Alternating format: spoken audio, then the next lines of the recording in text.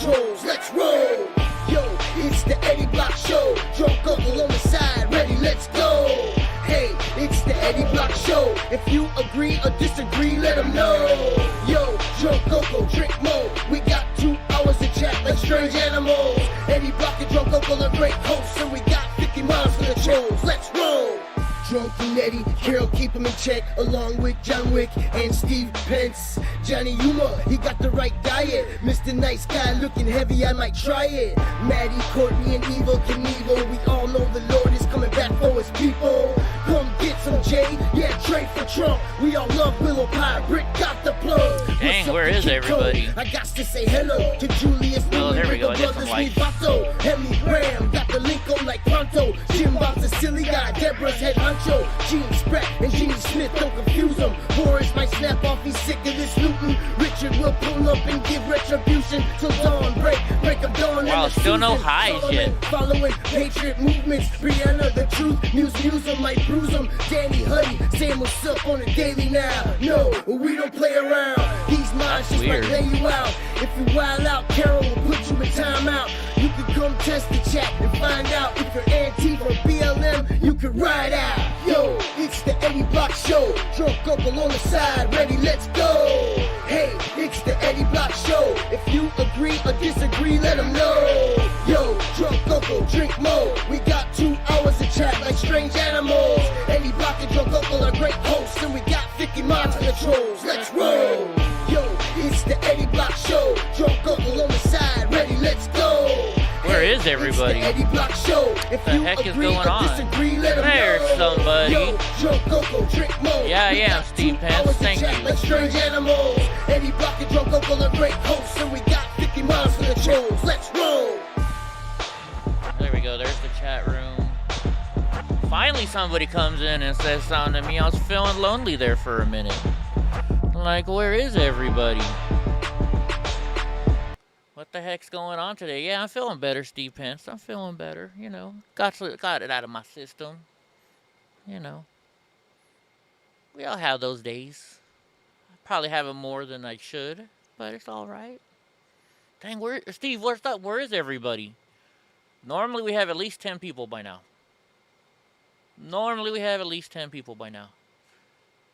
What's up, all safe?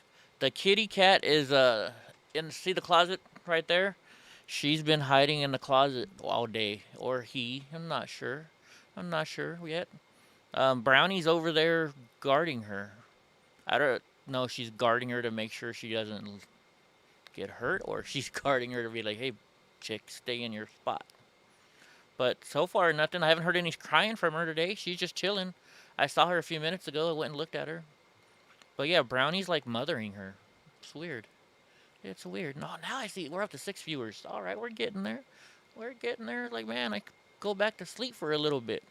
What's up, Paul? What's up, guys?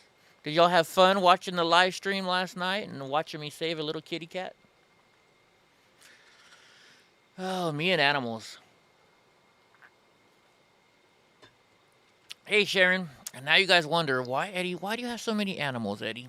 Well, now you know.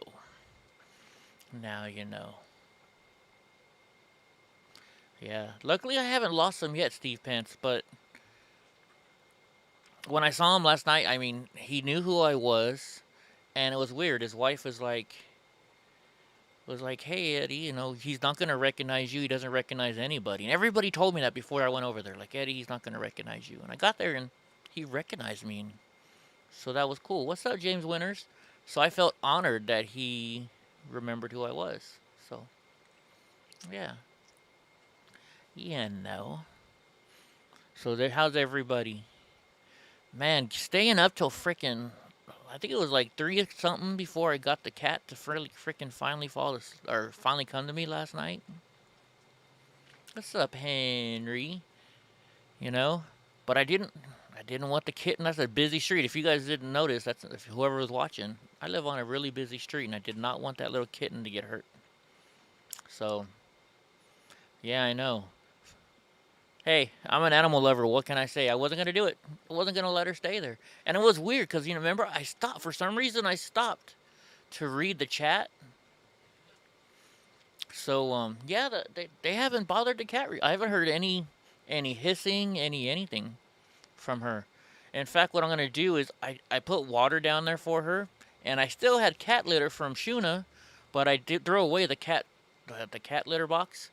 So I have this little plastic container. So I put some litter in there, so that way hopefully she'll or he, I'm not sure what his name is Harold. No matter what, we decided last night. His or her name is Harold, and she doesn't want to come out of the closet right now. But it's cool. It's cool. I was so surprised last night when we got home. I would have sworn that Donnie and everybody else would have freaked out on her, you know? But they didn't. Donnie licked her to death, and so did Brownie. So you never know. Maybe this will be a way to teach Sugar how to like cats. You want to? I can't get her right now. She's way back there, and if I do, I might log the stream off. Let's give her a day to get used to us. And what's up, Julius? Maybe we'll show her tomorrow.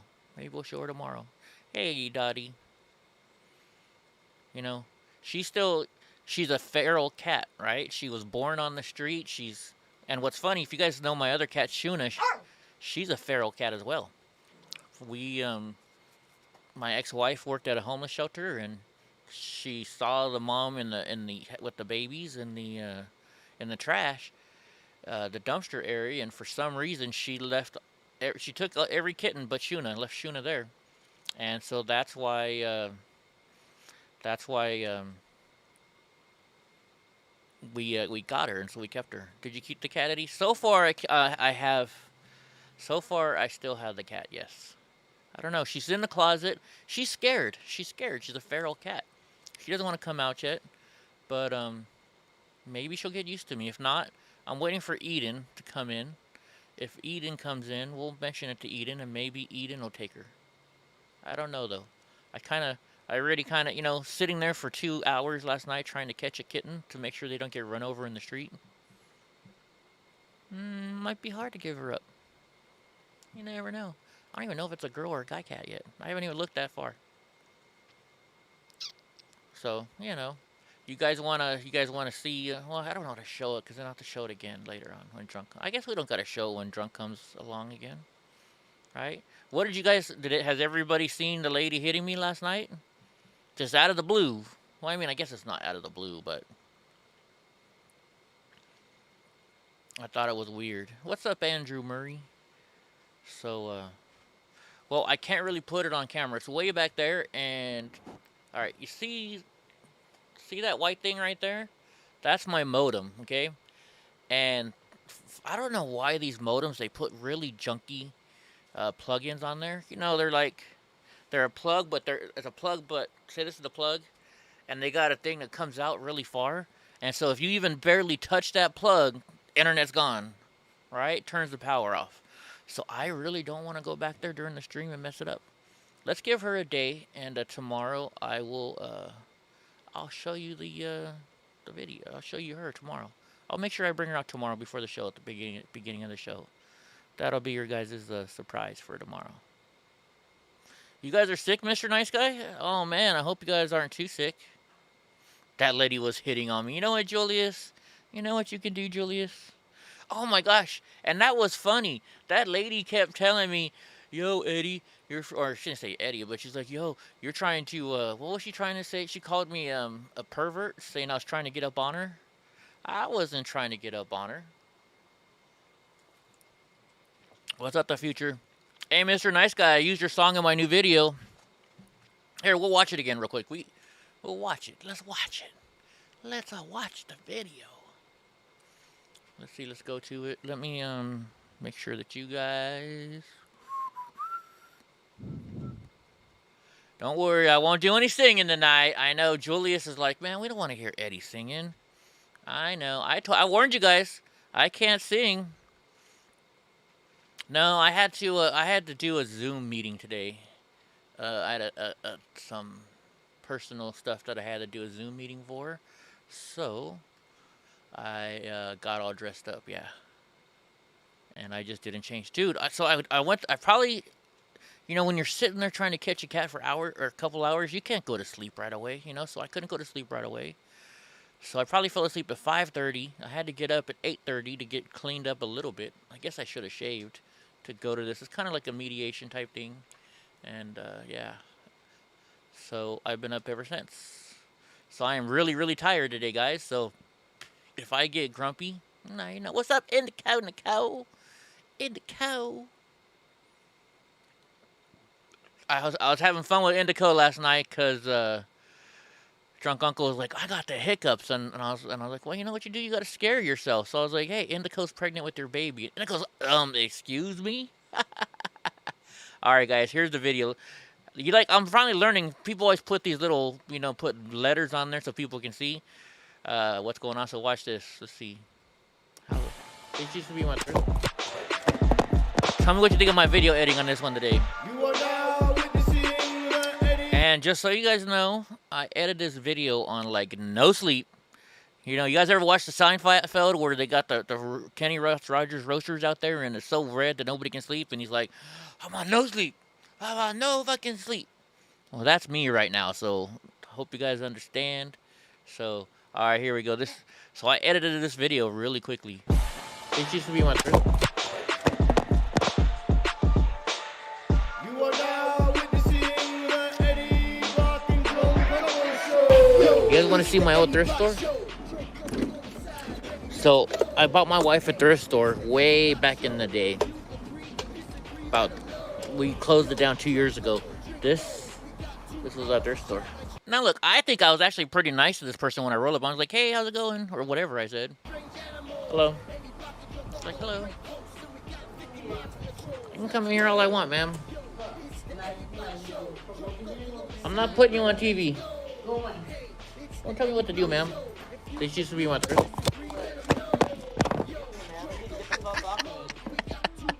You guys can't see it?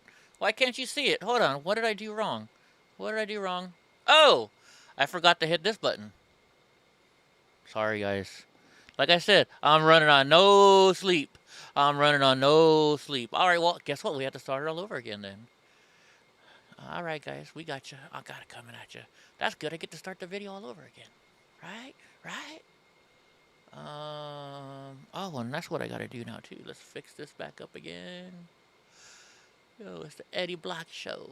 I like that song. I get that song in my head all the time now. What a great job making that song for me, Mr. Nice Guy, by the way. I still love that song. All right. Come on. Go all the way back to 0, folks. There we go. Here we go, because you guys can see it now. Here we go. It used to be my thrift. You are now witnessing the EddieBlockFilms show. You guys want to see my old thrift store? So I bought my wife a thrift store way back in the day. We closed it down 2 years ago. This was our thrift store. Hello. You can come in here all I want, ma'am. I'm not putting you on TV. Don't tell me what to do, ma'am. This used to be my thrift.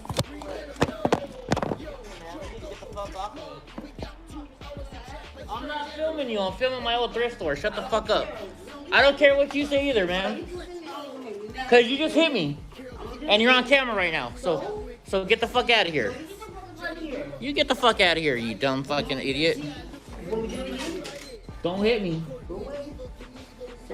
I didn't do nothing wrong with you, ma'am. I'm just showing. You already hit me once, ma'am. So, what's the time? Nice, Mr. Nice Guy. You want me to call the cops? Then I'll call the cops. I'm not trying to call the cops on you. I'm just trying to do something. I'm not bothering you. How am I a pervert? I'm invading your space. Why do you listen more time talking to your doing it? It's like stink, go. You're the homeless person and you say I stink. You stink.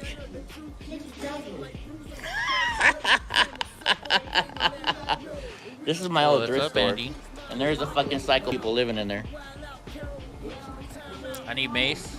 No, this is your home. Mace when you got these guys right here. You're talking shit about me and this being my home. This is your home. Don't say out of respect. Just fucking get the fuck out of my face. You shouldn't even be sleeping here. Poor dog.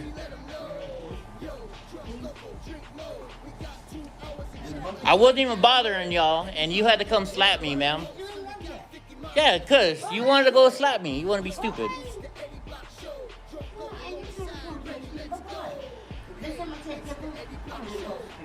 Throw me across the street. And throw me across the street.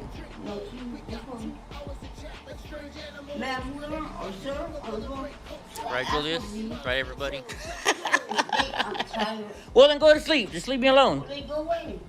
Just get out of my face, then. You're the one standing right here. You're the one getting on my face. Well, this is my area code. How do you know I don't own this business right here? I bet you don't. I used to own this business right here. Used to and is to. It doesn't matter. You shouldn't be sleeping here. Does it know you're sleeping here? Mind your own business. Let me have mine. Go. Go. Will you ask her to calm down? I was like, control your woman. I don't know if you know this, but I'm kind of a big thing. This is where I messed up at the end. I was going so fast because I actually edited the video 3 times because I upgraded my Premiere Pro program, and so everything, I had it under, it's hard to explain, but I had it under fill the screen, and so I didn't recognize that it wasn't in full 1080p, even though I edited it as 1080p. So what I had to do then is make it bigger, because I went and watched the first video, and I was like, oh shit, look how small the video is. I'm like, gosh darn it. Then I went back and I fixed it, and then I put it up again. But what do you guys think? You guys liked how I put the music in the background? You guys like how I always see people doing this, like they're like, oh, you could have just saw it right there. But like I put on here, crazy lady attacks me. I did that on my iPhone real quick on the picture. Actually, you know where I got that picture? Julia sent me that picture. So I was like, I'll just do Julia's picture. All right. And let's just put it this way. I'm not going to say what happened after she took my phone, because my phone, when she hit my phone, I don't know, you know, I was using the YouTube app, right? So if you're filming like this and all of a sudden you go like this, it takes you offline. It stops filming. So as soon as it went like this, it stopped filming. And I'm like, and so you guys didn't see any of what happened. And then also, Drunk Uncle started calling me. Teresa, Paul's sister, Teresa, kept calling me. And I'm like trying to get back live so I can show you guys I'm okay. But so yeah, so you guys didn't catch any of what happened afterwards. And she took my phone. She's like holding my phone. And I'm like, give me my phone back. And like, I'm not going to go into detail. But you guys have all seen the video of what happened when that guy stole my water bottle. So let's just say Eddie has very strong hands. And I got my phone back. I should have handed her a shovel and dig a hole 6 feet. Nah, not that mean. But if you guys, so you guys remember, I've shown you videos before of when we had the thrift store and when people would poop in that lobby area. I haven't sent this to the owner of the building yet, but like after we closed the store down, he's like, Eddie, just can you do? He's all, I'm not gonna make you move everything out yet. I don't have a renter for it, so how about this? You just leave your stuff there and go check on it every day. So he let me stay there for 6-7 months afterwards because he liked me, and he was like, hey, you're, you know, because I looked out for the place. I remember one day that the chief of the police came up to me. I kept complaining to him, like, dude, how can we fix this homeless problem? Do we need to get another shelter out here? Do we need to, you know, what can we do to get these people off the street? And because I came at them as not as a, hey, you need to arrest all these assholes, I came at him as, hey, you know, we need to find a way to help these people get them off the street. He was like, you know, I like how you came with suggestions, because my mom always taught me, when you're gonna bring a problem to somebody, what's up, Johnny? You don't just bring people a problem and say, here, fix it. What you do is say, hey, you know what, I've got this problem, you know. Do you think maybe you can do this to fix it? Do you think maybe you can do that to fix it? And when you do stuff like that, people are more likely to help you out. And so that's what I do, and that's what I did. So then he's like, you know what, Eddie, I've been thinking for a long time. He was a brand new police chief. He said, I really want to, oh, Boris, I didn't say hi to you earlier. Hey, Boris. He said, I really been wanting to start a business watch program. It's like Neighborhood Watch, but for businesses. He's all, would you like to be our first official block captain? I'm going to start it with your area. So I was the block captain of that whole entire neighborhood. So, you know, that's why, too, you know. Like, it was funny. People, like the next door neighbors, would come up to me and they're like, "Hey, Eddie, we're having trouble with this. Can you handle it?" They wouldn't call the police. They would come to me to handle it because they knew I would contact. You just call the police and they're like, we'll get there whenever.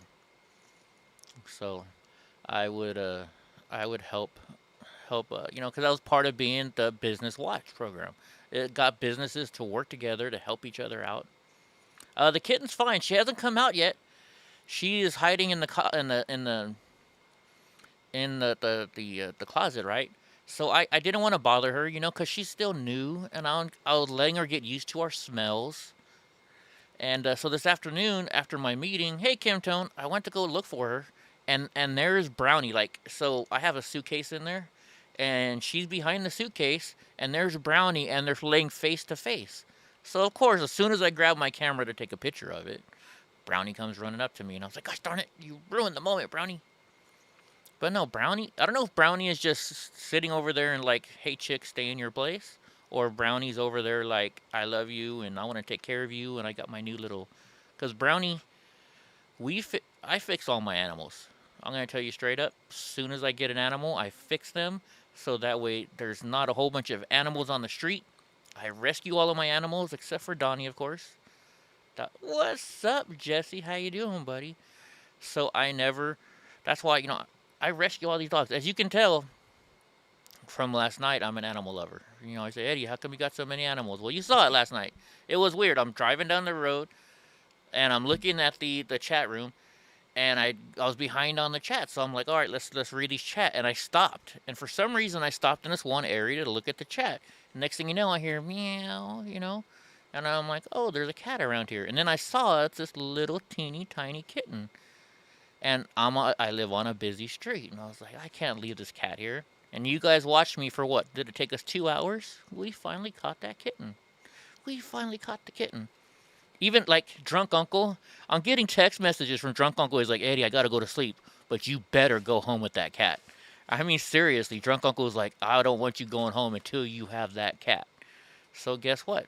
It took us a while, but we finally got the cat. I had to sit on an anthill. I had to sit there with roaches running all over me, but I got the cat, the kitten. I saved a life while singing that song, "How to Save a Life" by The Fray. Right? I know I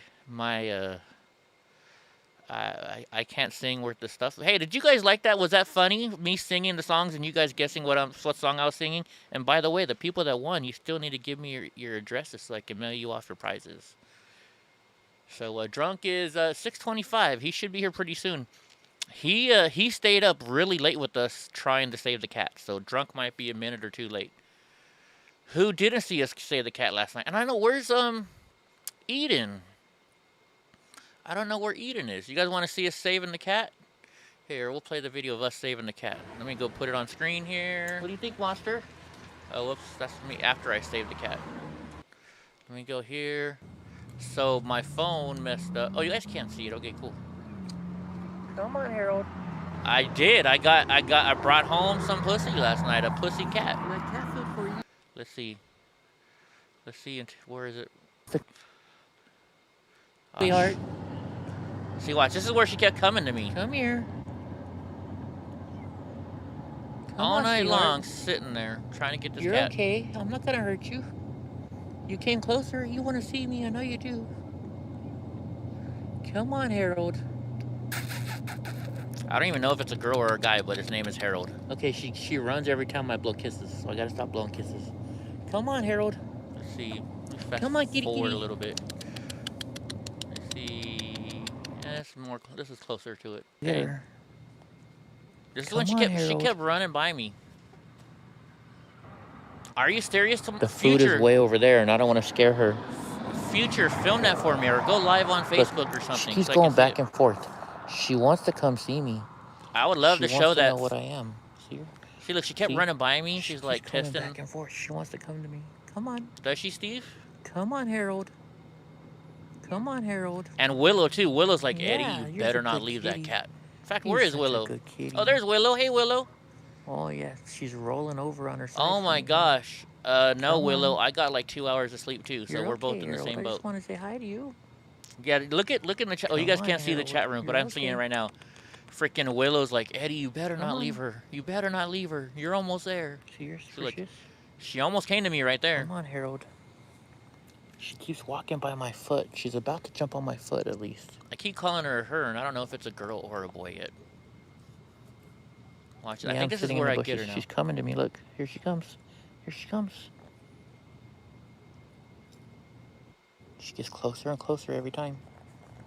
Every time she gets closer and I closer. hope she comes to me later on tonight because I want to go give her a bath. I know, guys. I'm a nerd. I love animals. I don't want to leave her on this busy street. We named her Harold. I named her Harold. Jeannie will tell you this is like one of the worst streets in Madeira to have a stray animal on. Come on. Come on, Harold. She or he is scratching the tree It's now. funny. Come on, Harold. We had 24 people last night watching me sitting in the dirt trying to save a cat. I should have grabbed her last time. Oh my goodness. See how fast the cars drive by that road? That's why I don't want to leave her. I know, I'm just not the live cat. I'm not the live trap kind of person. She wants to come to me. That's the problem. She so wants to come to me. Come on, Harold. So, did anybody else not get a... I think she's been living here for a while, though. A thing? Look, here she comes again. Here she comes. Come on, Harold. I think she lives on the other side of this fence. She keeps looking up at the fence, like trying to jump over it. Come on, Harold. Come on, sweetheart. I know I have Eden's number somewhere here. Come on, Harold. Here she comes. Come on, Harold. It's okay. It's okay. Come on, sweetheart. I'm trying to find it. Man, she wants to come to me. She does. Come on, Harold. So many messages, it's hard to keep track. I think it's this one. Come on. Oh, that's Trade for Trump. She like totally wants to come here it to is. me. Come on, Harold.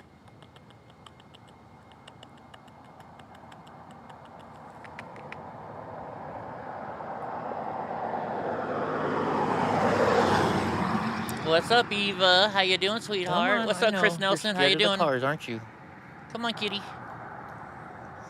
If she gets on my scooter, I'm gonna laugh. Come on, Harold. You're okay. See?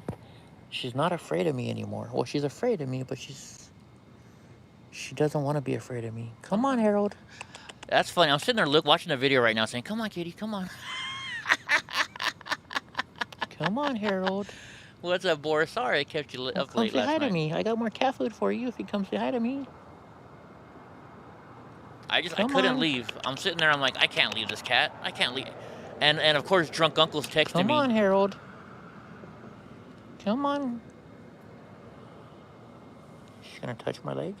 So close. So close. Alright, Eden's coming.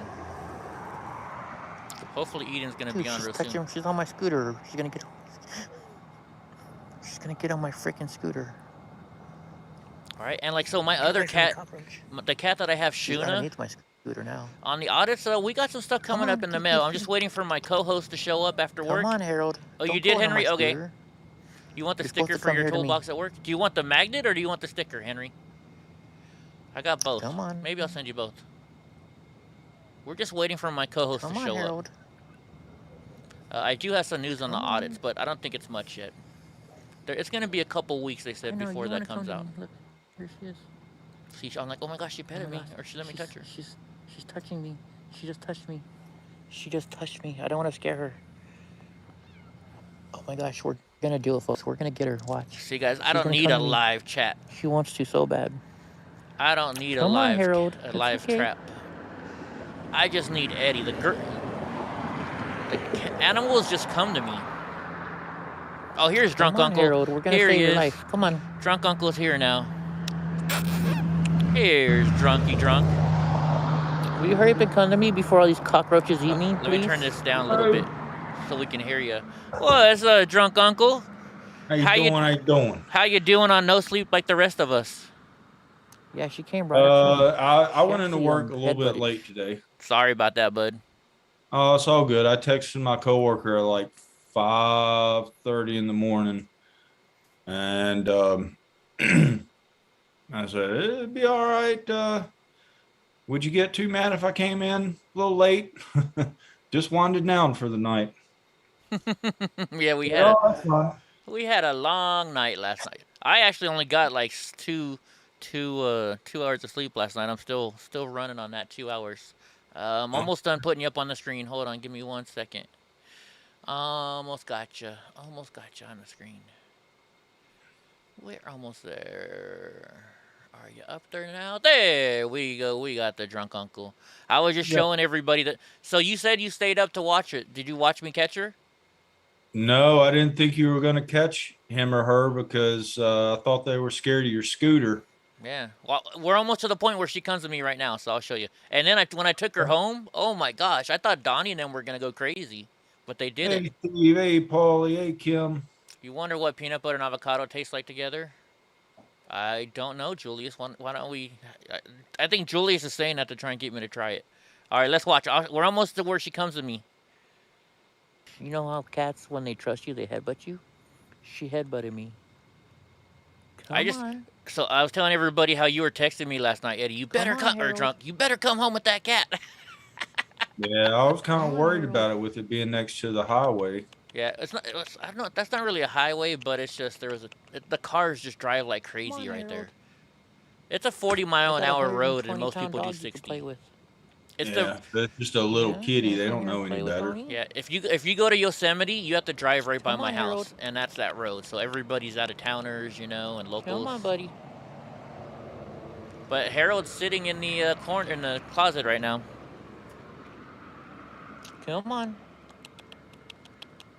He or she needs to be the third co-host. But I'm afraid I'll scare her off. Right? Everybody's like, bring her out, but I don't want to because time and patience, folks. I don't want to scare her. Right? I'm letting her get used to us. And Brownie's over there. Brownie won't leave her side. The Browners. I can't believe I'm sitting here saving a. That's why Brownie normally comes and bothers me when I'm filming. She won't leave that cat side. She's just sitting over there with the cat. Come on, mamas. Hell yeah. Is there still food in there? You should have ate it already. Yeah, I was sitting there and Willow's like, Eddie, you can't leave the cat. You can't leave the cat. So we stayed up. I still can't now. What do you think, drunk? You're the. I didn't get to hear you. You weren't on screen. There's Eddie. Come on, kitty. Eden, look what I caught last night. It took me 2 hours. You're the kitten lady. I didn't want this kitten to get hit by the road on the road. So anyway, there you go, I'll take you to the I always got a beer for Steve. Again? Okay, I'll put it in your collection. Here's where I catch her right here, drunk. I think is this where I catch her? Oh no. Next time she comes back. She kept going under my scooter. He likes my scooter. As I'm sitting on an anthill with roaches crawling on me. Wasn't fun. Come on, Harold. Yeah, come on, Harold. Come on, I know you want to come here. Took me 2 hours, Eden. I knew you would appreciate it. I think it was 2 hours. Come on, Harold. All right, let me fast forward a few seconds, a few minutes. And we can just do it this way. It's when she comes from the left. I don't want to make everybody watch it. Okay, so she's on the left-hand side. She should be coming to me now. Let's see. Fast forward. Here she comes. I think this is the time when I catch her, maybe. See, she's not afraid of me anymore.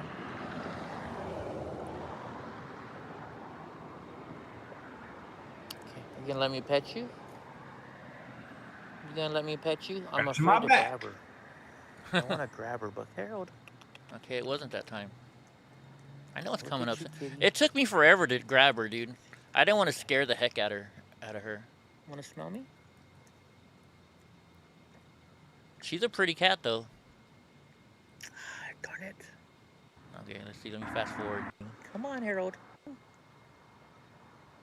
Come on. Oh, you came so close to my hand. Every time she came close, though, a car would drive by and scare her. Okay, here we go. Look, she's coming on my hand. Look.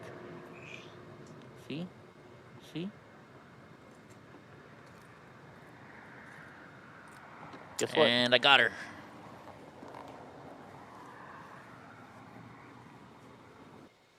I can't believe how many people were watching us last night catch this kitty. Can you hear her? She's purring. How'd you get back hear in it? your scooter holding her? Oh, it was guys hear hard. she's purring? It was not easy. We got her.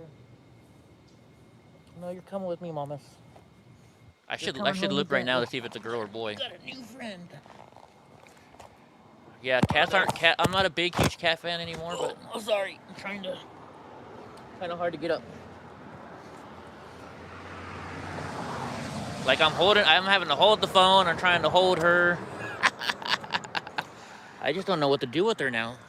She's gonna be afraid of all my. Eden, we talked about you a lot last night. What am I gonna do with her? But yeah, we caught her. Well, I wouldn't say I catch her. She came up to me. Now the funniest part is this: when I take her home to Donnie and Brownie, they fell in love with her. Yeah. Let's see, where's the lighting at? Yeah, I was Nevada? skimming through it with my coworker, explaining kind of what happened. Yeah. And You think he's gonna scratch? she's like Donnie, and she was like, "What's that dog's name?" I said, "Donald J. Trump," and she just started laughing. Got a friend for you. Let's see. Yeah, Donnie started freaking out a little bit. Okay, okay. Okay, it's right after the darkness Be a here. jerk. I don't know why my phone goes dark. I think it's when the battery's low. Maybe it does that sometimes. You're Because okay. the battery You're was okay really now. low. Okay, here we go. He's licking her. Look at Donnie him. fell in He's love licking with her. He's kissing her. He just slobbered all over her. And she just let him. What do you think? You got a new friend?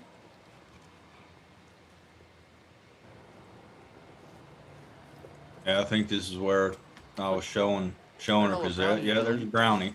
Yeah. Like I recognize Brownie, The dog I worry about is coming over here right now. Come here, Shug. but Come she here, Sugar. watches every once in a while. Oh, does Not she? on the Hey, live, Brownie. but on Yeah. the replay. But Hi, yeah, Panda. so What do you think? Brownie's protecting her. Like even do you think? Panda's there, light loving on her. You know what's weird? My comment got removed from your video earlier. Which comment? What'd you say? think, What Panda bad Bear? word did you say? I didn't You got a say new any baby? bad words. I said I guess the homeless are eating pretty well. Brownie. Oh, because of how. Sugar. Want to say hi, Sugar? Hey. You're gonna scare her, dude. Don't bark. But yeah, so there we go. We caught the kitty last night, folks. We caught the kitty last night. So hope you guys are happy. I just seen that Crowder uploaded another video. Really? Yeah. Let's see. That's crazy. All right, while you're looking at that, I'm going to show my video again real quick of what happened with that crazy lady since you brought her up. Since you're here now. You guys want to see the crazy lady video? Oh, okay. It's just part 2. I'm getting heart surgery. Oh, okay. I want to watch that then. Is It's about 10 minutes long, but it just popped up like as soon as I brought up YouTube to find your stream, and generally your stream is the #1 on my. Yeah, normally on mine too. But the Crowder one popped up, and I was like, oh, I didn't even like read the title or anything. I was like, oh, I guess he's going to be gone for a while. Yeah. No, I hit the refresh button, to show mine. And normally it pops up right away, but it wouldn't pop up. All right, guys, one more time since everybody's getting here. Here's what happened last night. I was just going out for a cruise. Actually, I went to go to the bar to have a drink real quick with everybody again, but they were closed. So on the way back, I was like, hey, you guys want to see my old thrift store? And this is what happened. It used to be my thrift. You are now witnessing the Eddie Block and Joe Show. You guys want to see my old thrift store? So I bought my wife a thrift store way back in the day. We closed it down 2 years ago. This was our thrift store. Hello. See, look how nice I'm being. I'm like, hello. Being real nice to him. You can come in here all I want, ma'am. I'm not putting you on TV. What was she saying Tell to me what to do, you? ma'am. You're She's like, I like can come here all I want. Yeah, she's like, she told me to get the fuck out of there or something like that. Something. Not sure exactly. Oh, She's- kicked her in the pussy. Right? You want the-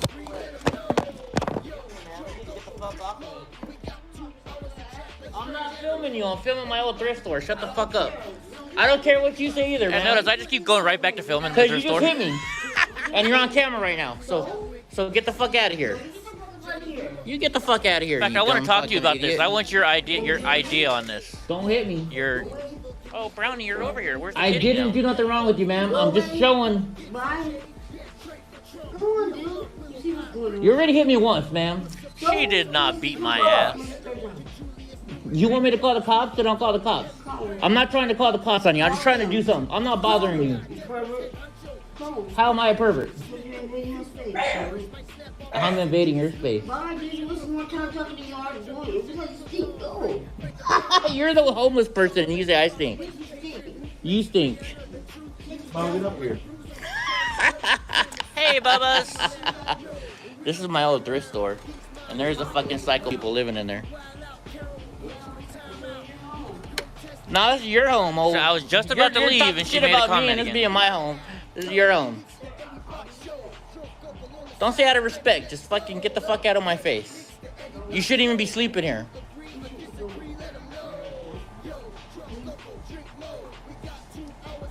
I wasn't even bothering y'all, and you had to come slap me, ma'am.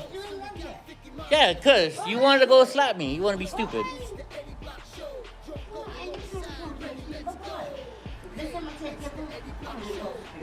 Throw me across the street. You can throw me across the street. No, I never hit. You don't hit ladies. I wouldn't do that. Ma'am, or sir, Smack a bitch. ask for me. I'm tired. Well, then go to sleep. Just leave me alone. They go away. Just get out of my face then. No, you get out of my You're the one standing right here. You're the one getting on my face. That's your area code. Yeah, it was This is my area code. How do you know I don't own this business right here? I bet you don't. know I you used to don't. own this business right here. I rode in her living room. It doesn't uninvited. matter. You shouldn't be sleeping here. Does it know you're sleeping here? Mind your own business, Hey, not you didn't- not mine. Go. Hey, proud. Yeah, what's No. up, You asked her to proud? calm down. This is when. That's when I don't she. know if you know this, but I'm kind of a big thing. That's when she went and assaulted me, even more than what she did a minute ago, and took my phone. And luckily there was no traffic because she threw it in the dang street. So now I got a question for you, drunk uncle. I went to the police. I called the police department after she took my phone and started hitting on me like that. I wasn't going to. I was just gonna, let it go. And then so I get there, and then the officer's like, "Well, I already know what he's all, I know exactly who you're talking about." So he's dealt with this lady quite a bit, it sounds like. Uh-huh. And he's like, "But I also know what she's gonna say. She's gonna say that you hit her first. So what I'm gonna have to do then is if you file charges against her, I'm gonna have to arrest both of you." And Okay. so I'm like, well, I'm not gonna file charges. I'm like, I came here willingly, letting you guys know that an incident happened. Trying to be the upstanding citizen that I am, and so I was like, you know what? I'm not gonna press the charges, but I just want to let you know this is what happened. And he's like, well, like I said, if you want to press charges, then I'm gonna arrest you both. I'm like, but I have it on video. He's like, well, that would help. So. What do you think? Do you think, I know that cop is in the wrong, right? I mean, he just didn't want to do the paperwork or whatever. No, I've heard of that scenario before, and it might be a strategy to kind of get out of paperwork. But I mean, if you know and feel that you were in the right, I would have done it. But most people in the heat of the moment, they're just like, Yeah. it's just like if two people get into a fight on the street, it doesn't really matter who instigated it. They're going to arrest you both, and then they figure out the details later, kind of thing.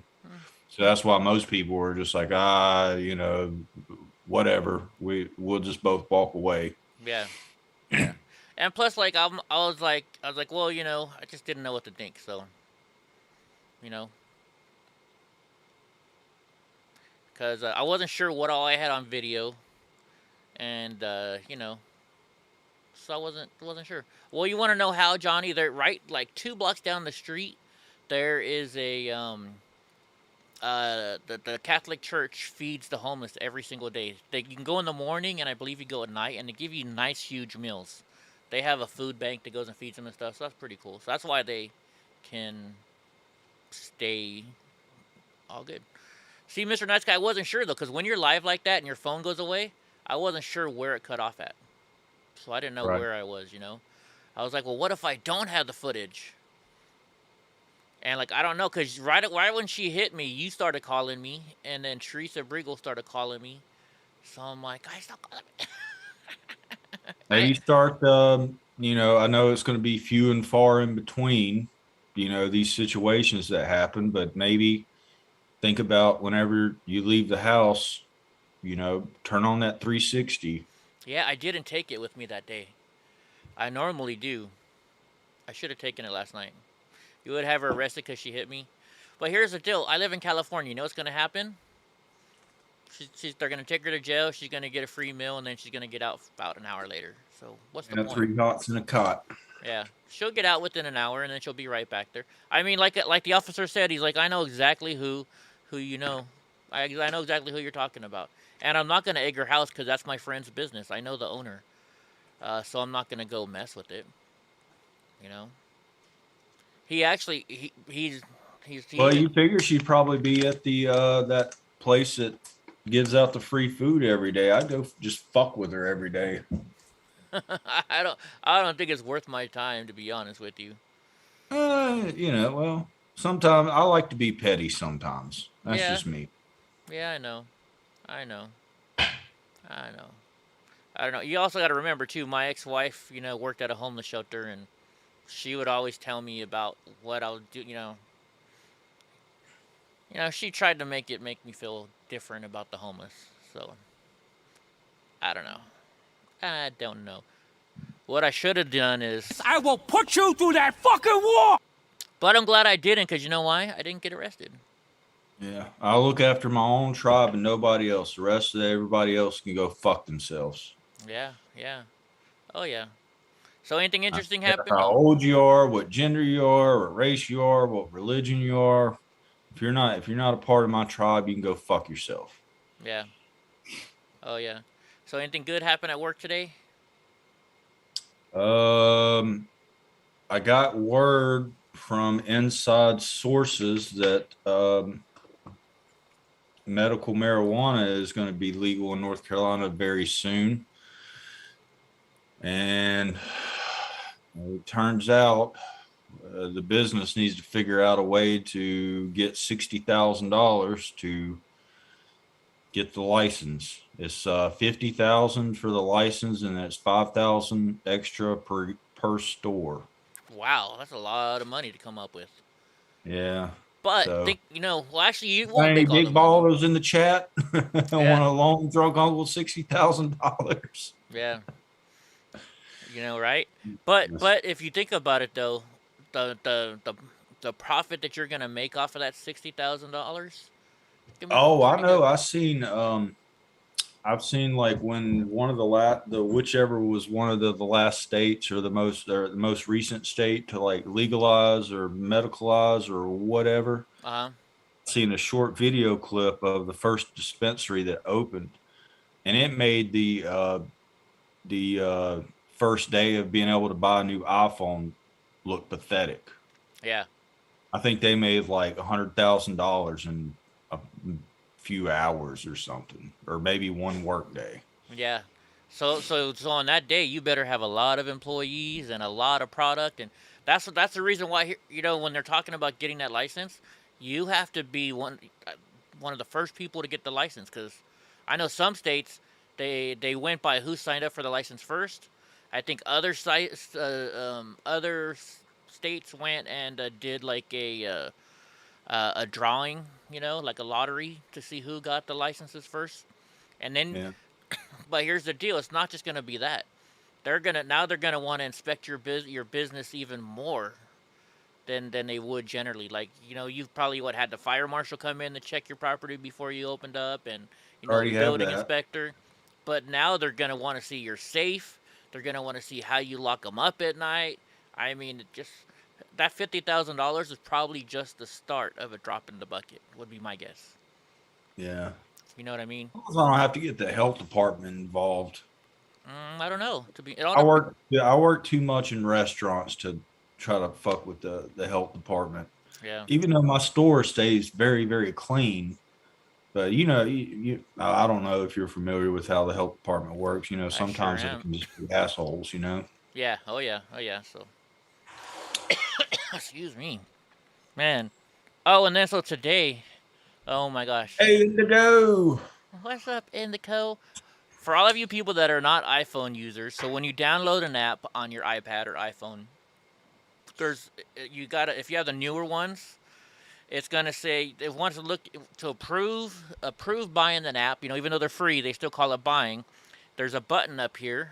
Well, on mine, it's on the side on my phone, but if you're on your iPad, it's at the top. So my stepdad, we talk every day on FaceTime, and he's like, I can't get this app to download, and I'm like, you gotta double click it, and he's like, I am double clicking it. I'm like, no, you gotta double. There's an episode, because I'm like, I'm telling him, I'm like, David, you don't double click it, you gotta double click it, and he's like, I don't know the difference, and there's a whole show of Modern Family where they talk about teaching Jay the difference, and where he's going through the same thing, and I'm just like laughing.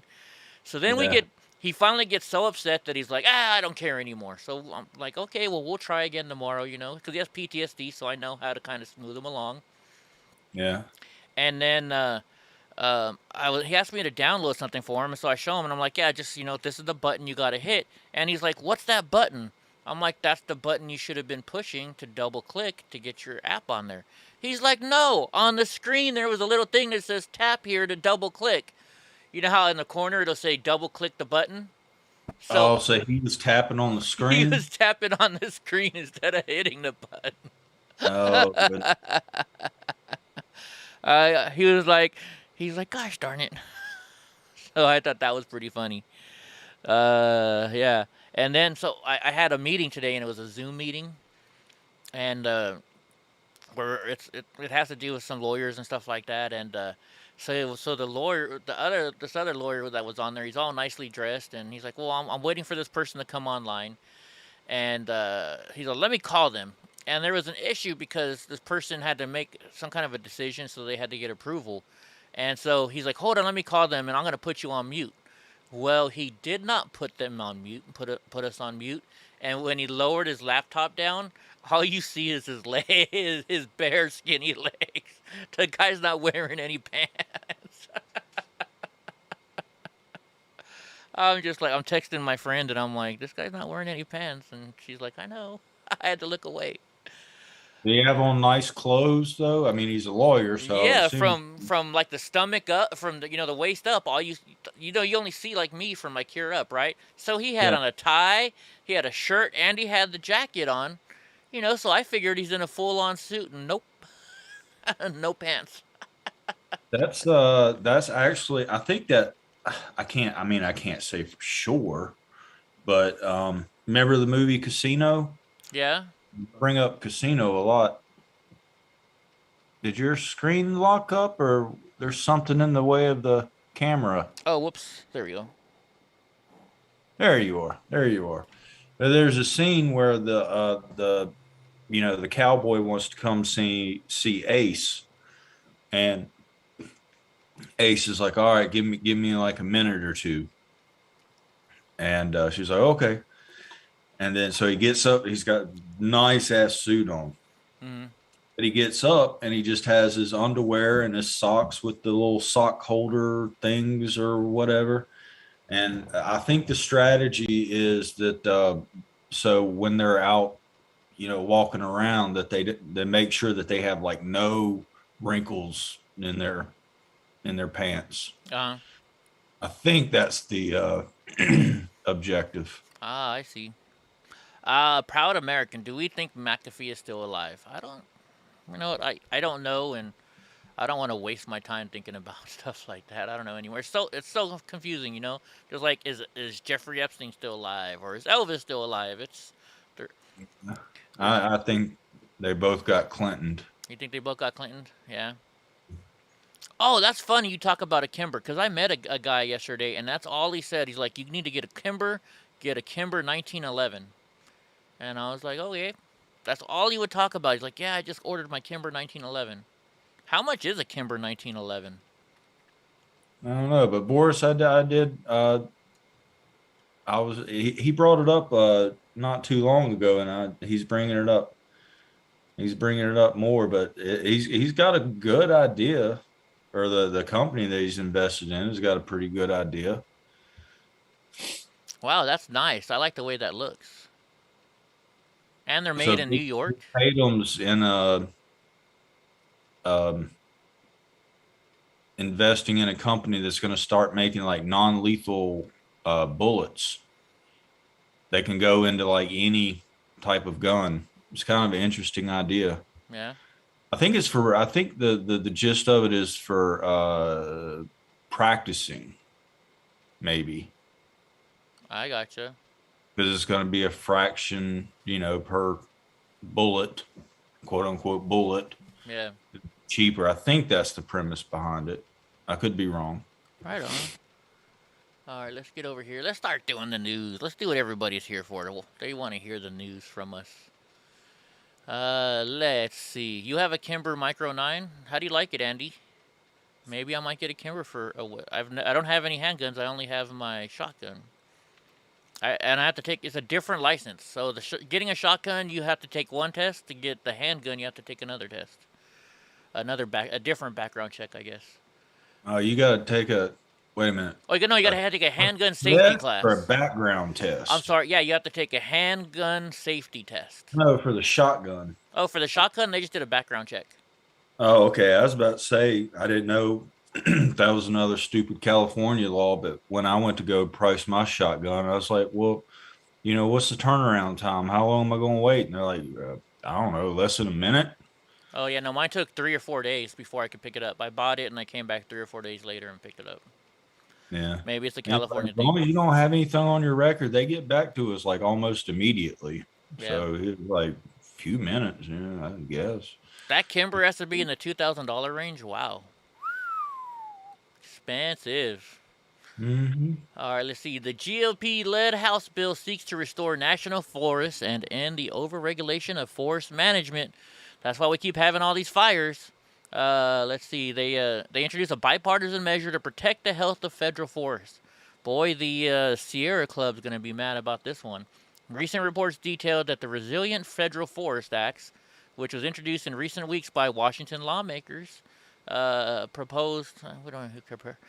that more than 80 million acres of national forest are overgrown and prone to fire.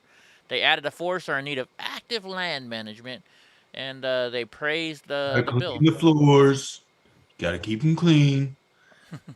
When I first heard that, I was like, this fucking idiot. But he's smart, but he just doesn't present it in the most professional way. Yeah. Because what all the leftists took it is like, what the? He wants motherfuckers to go out there and like sweep? What? No, it's called taking down all. You got to get down all this little stuff. Kenneling, basically. Yeah. Think about it. It's all dried. It's all dried, stuffed up, just sitting on the ground. All the dry stuff you got to get rid of. Like when the needles fall down, and then if pine needles fall and they dry up, you got to get rid of that stuff.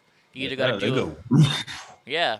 So, and that's why everything's burning. So when we have a fire like this, the more kindling and stuff, the hotter the fire gets, depending on what kind of wood it is too. So it just burns so freaking hot that the stuff just doesn't grow back anymore. So that's why, look at this picture. You see all these little fires all the way around it? Yep. If that forest had been cleaned up, there wouldn't be those fires because it would be dirt on the ground, right? Or moss or something like that, and you wouldn't have those fires. And the fire wouldn't spread like it is. So that's the whole point of what we call cleaning it up. And when we're talking about that is you go through, you cut out the little trees that are dead on the ground, you just get all this junk off the ground so the fires don't spread. That's what we do for forage management. You know. You do that, or y'all just don't do it often enough? Well, Because it sounds like y'all ain't doing it. we don't do it often enough because places like the Sierra Club and other organizations like that, they go and they say, well, there's a there's a little frog that lives in those dried grass, and if you take that dried grass out, that frog's gonna die. So Oh my God. they don't let you clean it up. Or the spotted owl lives in that tree, so you can't cut that tree down. So I'd be like, basically, all right, well, you need to move here to watch this owl. Okay. We'll make that agreement. You're going to build a house here and you're going to watch that owl, and don't call anybody for fucking help when you're down. right. Cabin catches on fire, you dumb cunt. Yeah. Oh, Julius, I'm sure they could build a robot for that. Hell, I got a robot that cleans my freaking pool. Hell, how many people in here have, what are those things called? The little vacuums that just drive around and vacuum up? I'm sure they can make a robot. A Roomba, there you go. But yeah. I got one of those. I don't use it though. I used it for like the first 2 weeks. Yeah. I got too many cords laying around. Aren't those things expensive? Not anymore. No? Like 250, 300 maybe. Oh, wow. Well, to me, that's But then I buy camera equipment worth more than that, so I guess I shouldn't say that. A few years back, over 680 homes burned down. Yeah, so here's the deal. My stepdad lives up in near Yosemite, in the areas where they don't clean up the kindling around them. And we had this beetle going through and destroying everything. This beetle somehow got into Yosemite, and all it does is eat all the trees. And with when you combine the not having enough water and rain and the beetle, all these trees just started dying and dried up. So where's all the tree people for that? Like, we need to get rid of this beetle. It's killing the trees. Well, I don't think you can now. I think it's just taken over. So he can't even get insurance on his house. Well, he's got insurance on his house, but it took him forever to get insurance.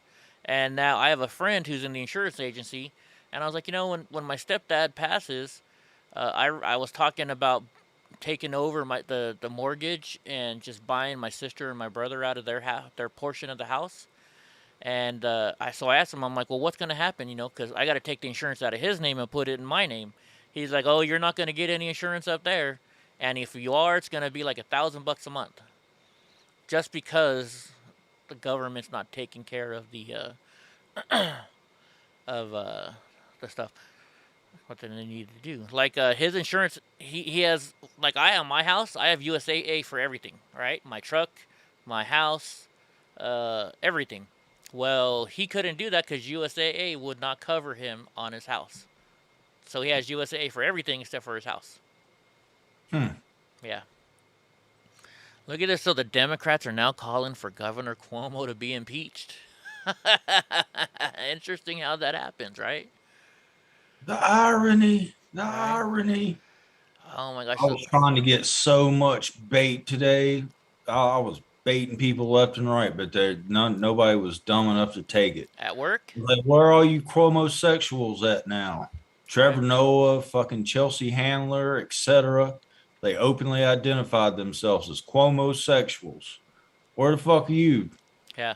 And what did he say? He's like, well, that's how I act. I'm Italian. We force ourselves on people. Sometimes, they get the sticking when they didn't want the sticking. But hey, gabagool. Yeah, right. Let's see. The Democrats are calling for New York Andrew Cuomo to resign following the release of the attorney's report yesterday. He has quickly lost favor within his own party. So now they're saying they want him to resign or they're going to impeach him. Cuomo just moved at the top of Baba Yaga's list. What's Baba Yaga? I don't know. Is that a Steve Pence thing? I mean, is that a John Wick thing?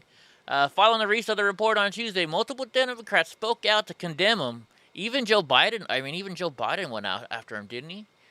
Let's see, Chuck Schumer. Only whenever he was questioned about it. I thought that was kind of shitty because I watched the press conference with Psaki, and she was like, he's going to talk about Cuomo later in his speech or whatever. Yeah. So I tuned in for it live. I think I was watching it on Jeff Mack's thing. Uh-huh. And yeah, it didn't get brought up until after he finished his speech, and it was a question from the press. So I was like, this motherfucker. Yeah. But I mean, I even bet he though forgot. what I is bet he forgot. what does he have to what does he have to do? I mean, it's not his. I don't know. Why does he even have to make a comment about it? But Who, Biden? yeah. I mean, that's not. I mean, I guess because they're both Democrats, he has to make a comment. Who knows? Who knows? No, because he's the president. He's going to have to should comment on everything that's major that's going on. Yeah, is he gonna go up there and say, "I wiped my own butt"? Uh, Oh my gosh. yeah, Yeah. good for you, buddy. Let's see Wipe my own butt. let's see what this guy says. What's your reaction to the findings laid Oh, that's out? 8 minutes long. We're not gonna watch that. Despite the evidence against him and calls to step down, Cuomo claimed the real facts are much different from the investigation. In the meantime, he's going to look to finish their impeachment investigation as quickly as possible. So they're going to try and impeach his ass. Gonna try and impeach his booty. Is John Wick's nickname in the movie? It's Russian for boogie. Oh, that's right. Okay. Maybe I'll watch that again tonight. I'm still sitting on my DVD player right now. But what's crazy is how long has our side known about this shit? Oh, wow. Like in like the nursing homes and stuff like that. Yeah, and that's the worst part of all. My coworker had no idea about the nursing homes. That was a shock to her. And then I showed her the video of the and I was like, our side's been talking about this for a fucking long time. And I told her about the nursing homes, and I told her it was political, and she wasn't understanding. But the more I talked, she was like, I'm starting to see. And you remember that video of the schizophrenic guy that they put in there with the old man, and he was just like punching him in the side of the head? Yes. Yeah. Because she was having a hard time grasping like exactly what I was talking about putting COVID people in the nursing homes. Yeah. Then I was like, no, there's a video of this guy. I thought he was 30. He was actually only 20 years old. And then, most likely we've all seen the video. And I was like, when I first saw it, I think I was still a Democrat. And, I was like, why is his grandson beating on his, grandpa? Yeah. That was just what I assumed. And, watching the news report, they had no idea what was going on back then. Actually, they probably did, but they're just not talking about it. Yeah. And she was just like baffled. Like, oh my God, why would they put them in nursing homes? And I was like, more reasons why it's political. I was like, Trump sent a big ass fucking a hospital on water, basically, and they didn't use it. Nope. And they put those motherfuckers in there to raise the numbers. Yeah. And she was like, holy shit. Oh, well, I'm thinking about it. Your girl's back in the Olympics now. Which one? Simone Biles. Oh, She's yeah, I saw that. I saw that. All right, let's play this commercial because they're going to make us One American commercial. News Network is proud to announce that we have just launched a brand new social media platform, freetalk45.com. Finally, you have the freedom to express your point of view. Cuomo is going to John Wick's prison. Social media giants chipping away at our most basic and important right to freedom of speech. I don't understand why they don't let you at least turn the volume down on these commercials. freetalk45.com is just You would think they would let you. freetalk45.com. Freedom of speech. Or give us some new commercials. The CDC is recommending all students wear face coverings indoors this fall, weeks after admitting the science showing schools are one of the lowest risk environments for COVID-19 transmission. With back to school right around the corner, two organizations made up of thousands of parents are suing California Governor Gavin Newsom and others to let their children breathe, arguing continued COVID rules are causing more harm than good. So joining me to talk more about this is injury attorney Yasmin Jawadian. Thanks for being here once again, Yasmin. Thank you so much for having me, Alicia. That lady's at an this attorney? point, many Wow. parents believe that a return to school normally makes more sense. The teachers are vaccinated. So tell us more about the mask mandates, And the organization Okay, this is driving me nuts. I used to do the news, right? The audio person is not setting the audio right. There's a whole bunch of adjustments you can make to make it sound better. Oh, it sounds awful. And their allegations. Well, just to start off with that, I mean, the mask mandates are absolutely irrational, and they're not based in science, and they're really abusive at this point. Just to kind of give you an overview, every child in the classroom, K through 12, has to wear a mask indoors, and if they refuse to do so, they're kicked out of the classroom. And there's a distinction between unvaccinated kids and vaccinated kids. So unvaccinated kids, even if they're perfectly healthy, are subjected to periodic testing, and there's strict quarantine protocols required for unvaccinated kids as well. So the parents have said enough is enough. They have gone on and sued Governor Gavin Newsom, who, by the way, is facing a recall in about a month, saying that these COVID poses essentially no risk to kids. The chances of dying from COVID is 1 in a million. Yes. Kids have a higher likelihood of dying from the flu or pneumonia or even drowning or a car accident. And we're not even protecting the elderly at this. All right. I'm going to cut through that because we don't got to watch the full 4 minutes. We know what's going on. So basically, California, all the parents who don't want to force their kids to wear a mask, which, I mean, that's got to be pretty hard. I have friends that have children who have like slight autism, which, why is there so many kids with autism all of a sudden now? What's going on in the world where all these kids have autism? But anyways, how can you make a child with autism wear a mask in class, right? Think about that. Or with some other disability. And just even a regular 2-year-old. Where are they going to move the bar after that? Right. You know, they keep just moving the goal line. And then I'm thinking about, like, who I consider, you know, my grandson. It's not my grandson, not related to me any way, shape, or form. I think he's like 3 or 4 or something. Yeah. And you can't keep the kid's shoes on. He'll just start, you know, doing his thing, and next thing you know, he has no shoes on. You're like, where the hell are your shoes? But they don't know, you know. Right. I mean, so then you're going to expect, like, somebody was talking about today, we're going to end up with another Jim Crow, like segregation, but it's not going to be by race. It's going to be by the vaccinated and the unvaccinated. And I'll go ahead and tell you, I'm not totally opposed to that, because I'm starting to get worried about being around vaccinated people. Right? They can spread it just as much as they're worse, and here's why I think they're worse. So if you're not vaccinated, you get sick, you're gonna know it.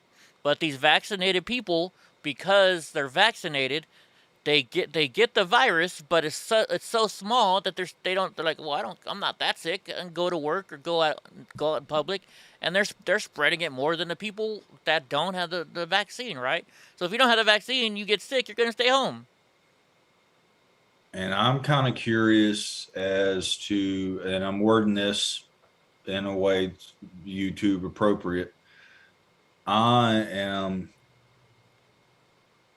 curious about the possibilities of vaccinated people, of the variant coming from it mutating within them, having the vaccination, and then hearing the stuff about the shedding of it. Mm-hmm. And a couple people that I've talked to, they're, you know, even one of them's kind of, you know, he's is what he does, and he was like, possible. Yeah, everybody's talking about that lawyer that was just on the screen a second ago. Yeah, I tell you what, if I was a judge and she walked in and she was like, Your Honor, I'd like, you can have it. Wouldn't even let her finish. I'm like, no problem. Here you go. That, or I'd make her fight even harder so she'd stay in my courtroom even more. Yeah, that was a gorgeous young lady. Let's see, President Trump. Okay, we gotta watch her. I don't want to be commercial again. Right now. Just launched a Right? brand new social media platform. Free talk, Like, excuse me, ma'am. Can you step up to the? You have the freedom to express your point Could of you view. approach, please? If you're tired of the social media giants chipping away at our most basic and important right to freedom of speech, shadow Man banning, alive. censoring, That's why I wouldn't be a and good judge. policing I would not be a every good post, judge. I wouldn't be a good referee. None of that stuff. I take sides. I can't help it. I'm not that partial. Former White House Chief of That'd Staff probably be the Mark most Meadows hated- says we have NBA referee ever. Because I would call them on all the shit that they don't get called for: traveling, double dribbling, under over or over under. Yeah. Under over. Joey's Yeah. like, I'd hold her in contempt of court. What's that old joke? Oh my gosh, what is the joke? If I said you're this, would you hold it against me, or something like that? We haven't seen the last of President Trump politically. One America's John Hines has more in this exclusive interview. Chairman Mark Meadows, the former chairman of the House Freedom Caucus, Whoa. the former chief of staff of the president, and a current. Okay, so when you're filming this, right? You have the camera guy, and if you always see them, right? They got their headphones on. The camera guy should be sitting there right now, being like, "Dude, your mic." And whoever put his mic on, you want to know what happened? So when you put a mic on, you want the microphone to be on the outside. The microphone's on the inside. Because watch, every time he breathes or moves, you can hear that, right? Going to drive me nuts. I'm sorry. I'm a senior partner at the Conservative Partnerships Institute. Thank you for talking to us on One American News, sir. No, my pleasure. Great to be back with you, John. You know, this reminds me of the old days when I'd come down the escalator. As a DJ, I hear things that other people don't hear too. So it's your trained ear. You're listening for things that other people don't necessarily pay attention to. Yeah, that's true, huh? There with camera ready to ask me the most pressing question of the day. Pressing questions of the day. That's all we do at One American News is ask you pressing questions, sir. One pressing question I wanted to ask you about, I know you made some comments about, you've been spending a fair amount of time with the former president, I believe, and indeed in recent days. Can you hear that? Sure. The crackling? And one thing you have talked about, you've been quoted as saying, with the 45th president, you have been huddling with the 45th president. He has been huddling with cabinet members at his New Jersey golf resort and is, quote, planning to move forward in a real way. What does that mean, sir? Well, I obviously I'm not in a position to officially weigh in on what the president will do or won't do. I can tell you this, that in my numerous conversations with President Trump, he understands the encouragement that he's getting from around the country to run again. He's got all kinds of people that are encouraging him to throw his hat in the ring again. Obviously, $100 million in small dollar contributions that have come his way in terms of wanting him to stay involved. So, hey, your dogs? Huh? No, that's my ring alarm. Oh, I heard dogs. Yeah, it's a barking sound because it's at my backyard, so I know that's my backyard. I got a different sound for the front and a different one for the back. So what do you think? It sounds like he's saying we're definitely going to hear from President Trump pretty soon. Definitely going to hear from him. Wonder what that means. What do you think? You think he's going to run for Congress like I think? So he can mess with Nancy Pelosi? I think he'll do whatever the hell he wants to do. Yeah. And Eva the kitty's still in the closet. And I wonder if he made that decision yesterday that he's like, all right, I'm gonna do something because he's gonna lay into Cuomo. Maybe. All right, let me play this commercial real quick. Let's get it over with. One America News Network is Let's get the commercial over with. Just launched a brand new social media Man, am I tired. freetalk45.com. Finally, you have the freedom to express your point of view. If you're tired of the social media giant, Let's see if the kitty wants to wake up and come on camera. We want to see the kitties. She's back there right by my modem, and I have one of those. It's one of those plugs where it's like a big box, right? Freedom of speech online. You know what I mean? You know how the plug's like a big box, so when you put it on there, it kind of likes to fall over if you don't have real tight connections. So every time you touch it, the internet goes out. So I don't want to go back there right now and set the internet off. I got you. But and in fact, so I ordered a new freaking. Pull out one of your. Sorry to keep interrupting, but I know we all want to see the kitties. Can you, like, show it on your iPad? Or your phone? My cord won't reach that far. And I need to have a light on there. I might be able to. Maybe before the end of the show, I will. Maybe before the end of the show. Okay, just keep that in mind. I think a lot of us would like to see the kitty. You want to see the kitty? All right, we'll try and see the kitty.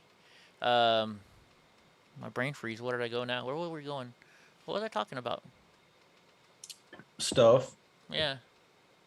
Anyways, so it says they're saying the House Majority Whip James Clyburn makes a bold claim that the Republican Party is a threat to the United States.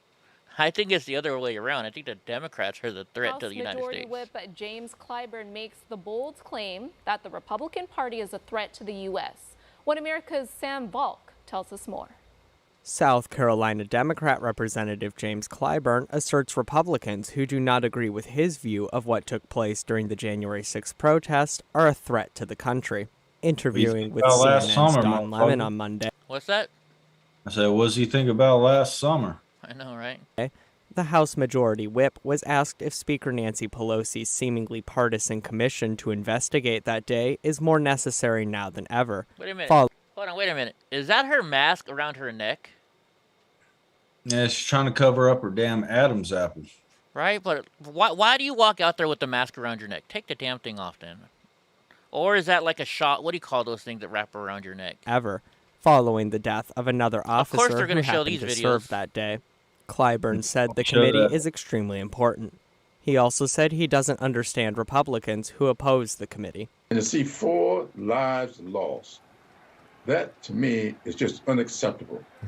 And for my Republican colleagues to continue to obfuscate, continue to obstruct, refusing to take part in trying to get to the bottom of this is beyond me.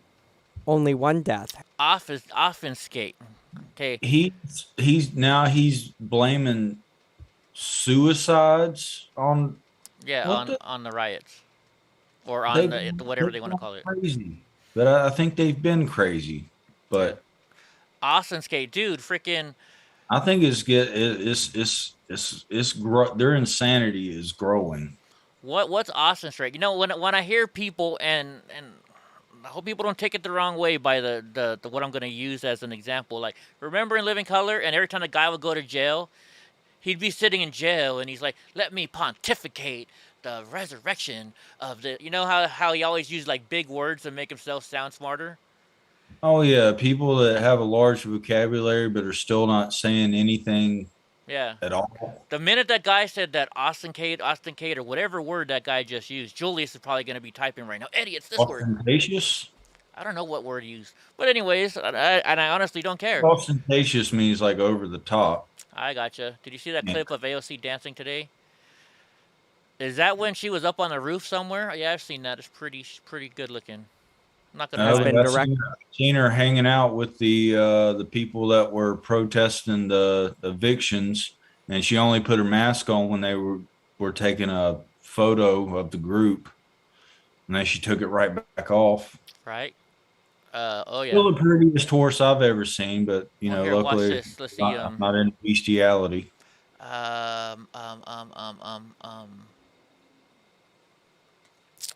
Obfuscate. Yeah, hold on. I that reminds me. I gotta show this video again. Let's see. That means divert. I always get confused on why if it just means divert. Like, I've never understood why people would use a larger word for something that they could say with less syllables that everybody is going to know what you're talking about. Yeah, let's see. Virtue signaling. That's what they're doing. That virtue signaling, portraying I'm better than you.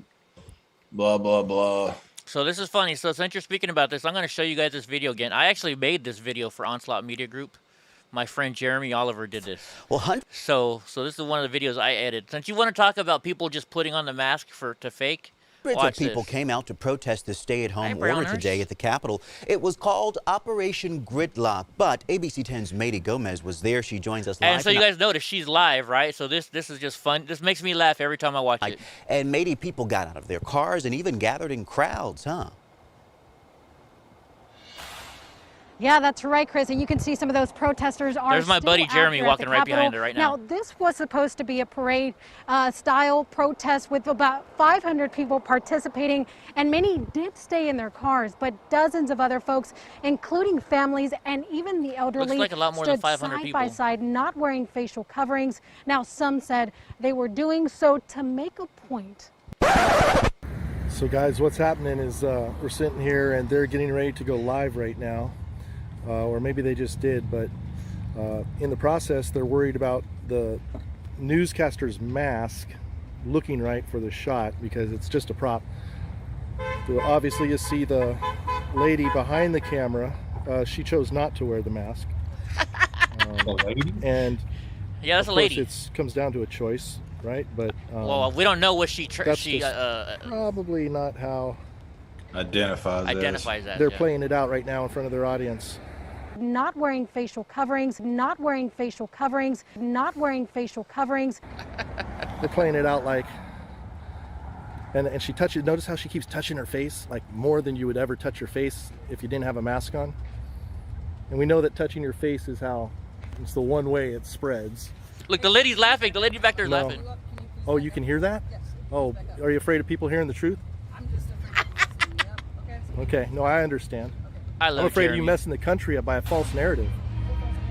Well, the false narrative, you know, she's portraying it like she needs to wear a mask, and there's these people aren't wearing a mask, but you're not wearing a mask either behind the camera. Now, I did reach out to CHP Capitol Protection in charge of the protest to get some of those questions answered. They said that a public information officer would be giving me a call back. But right now, we still haven't received anything. Now, I do want to mention that while covering the story, we like I point out, the camera lady does not have a mask. I do also want to show you the one that just touched her face again. A protester the one that out just here touched who her has face been again. heckling us See her touch her since face the again? moment we got That's here. like So what you shouldn't just want to let do. you guys know what that situation looks like out here for us. All right, reporting live at the Capitol. Turning it back to you guys. All right, Matey Gomez, you stay safe out there, Matey. It's funny. I think if these people are so stuck on wearing these damn masks, so false narrative, commit to it so you don't have to touch your mask fake as news much. does. They try to control a narrative. That fucking mask sewn onto the bridge of your nose. Matey Gomez, you stay safe. Lift it up so you can eat and drink this side or the other, but you won't have to worry about your mask coming down over your nose. Does not have but mandatory. All these mask people, you get that mask like sewn into the bridge of your nose. Yeah, it's just so funny that this lady say, and these people aren't wearing masks, and you look right here, and her camera person is not wearing a mask. I think this is just like the perfect situation. Jeremy's like, Eddie, did you watch that? And I was like, no, because I actually, he drove with me that day. That's right. So as soon as we get in the truck, he's like, Eddie, as soon as you get home, can you edit this for me? We got to put this up in the next 5 minutes. And so I got home, and within an hour, we had this up on the air.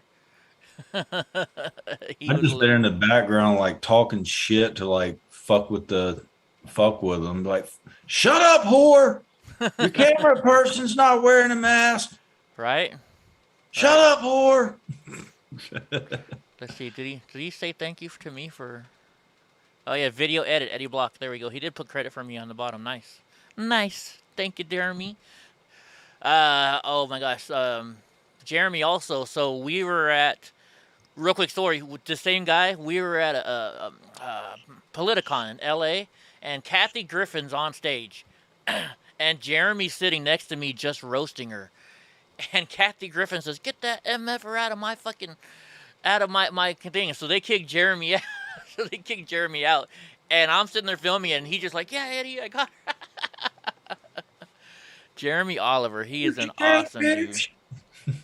Yeah, I love Jeremy Oliver. All right, so somebody was asking about the election audits, and I don't think this is Arizona. Is this Arizona or is this Wisconsin? Wisconsin. So this is the Wisconsin sheriff.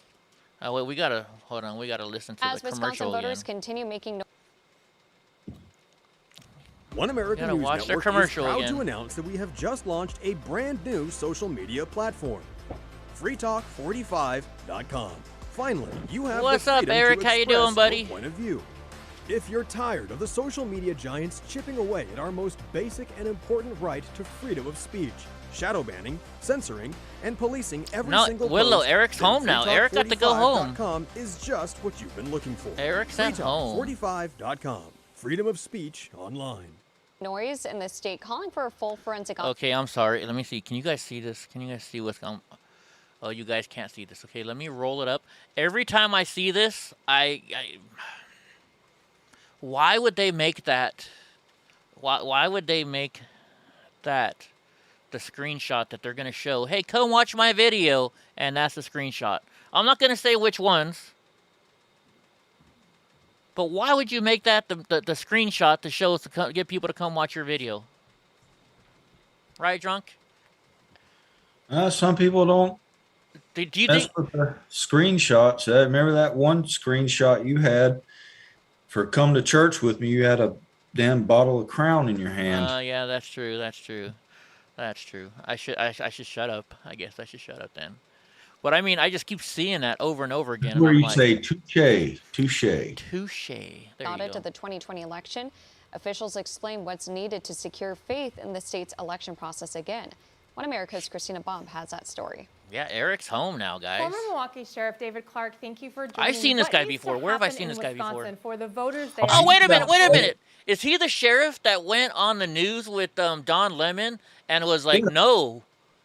Yeah, looking like he was about to damn strangle Don Lemon. Okay, I'm going to watch the whole video because I love this guy. This guy, oh my goodness. I love this guy. Big ass hat.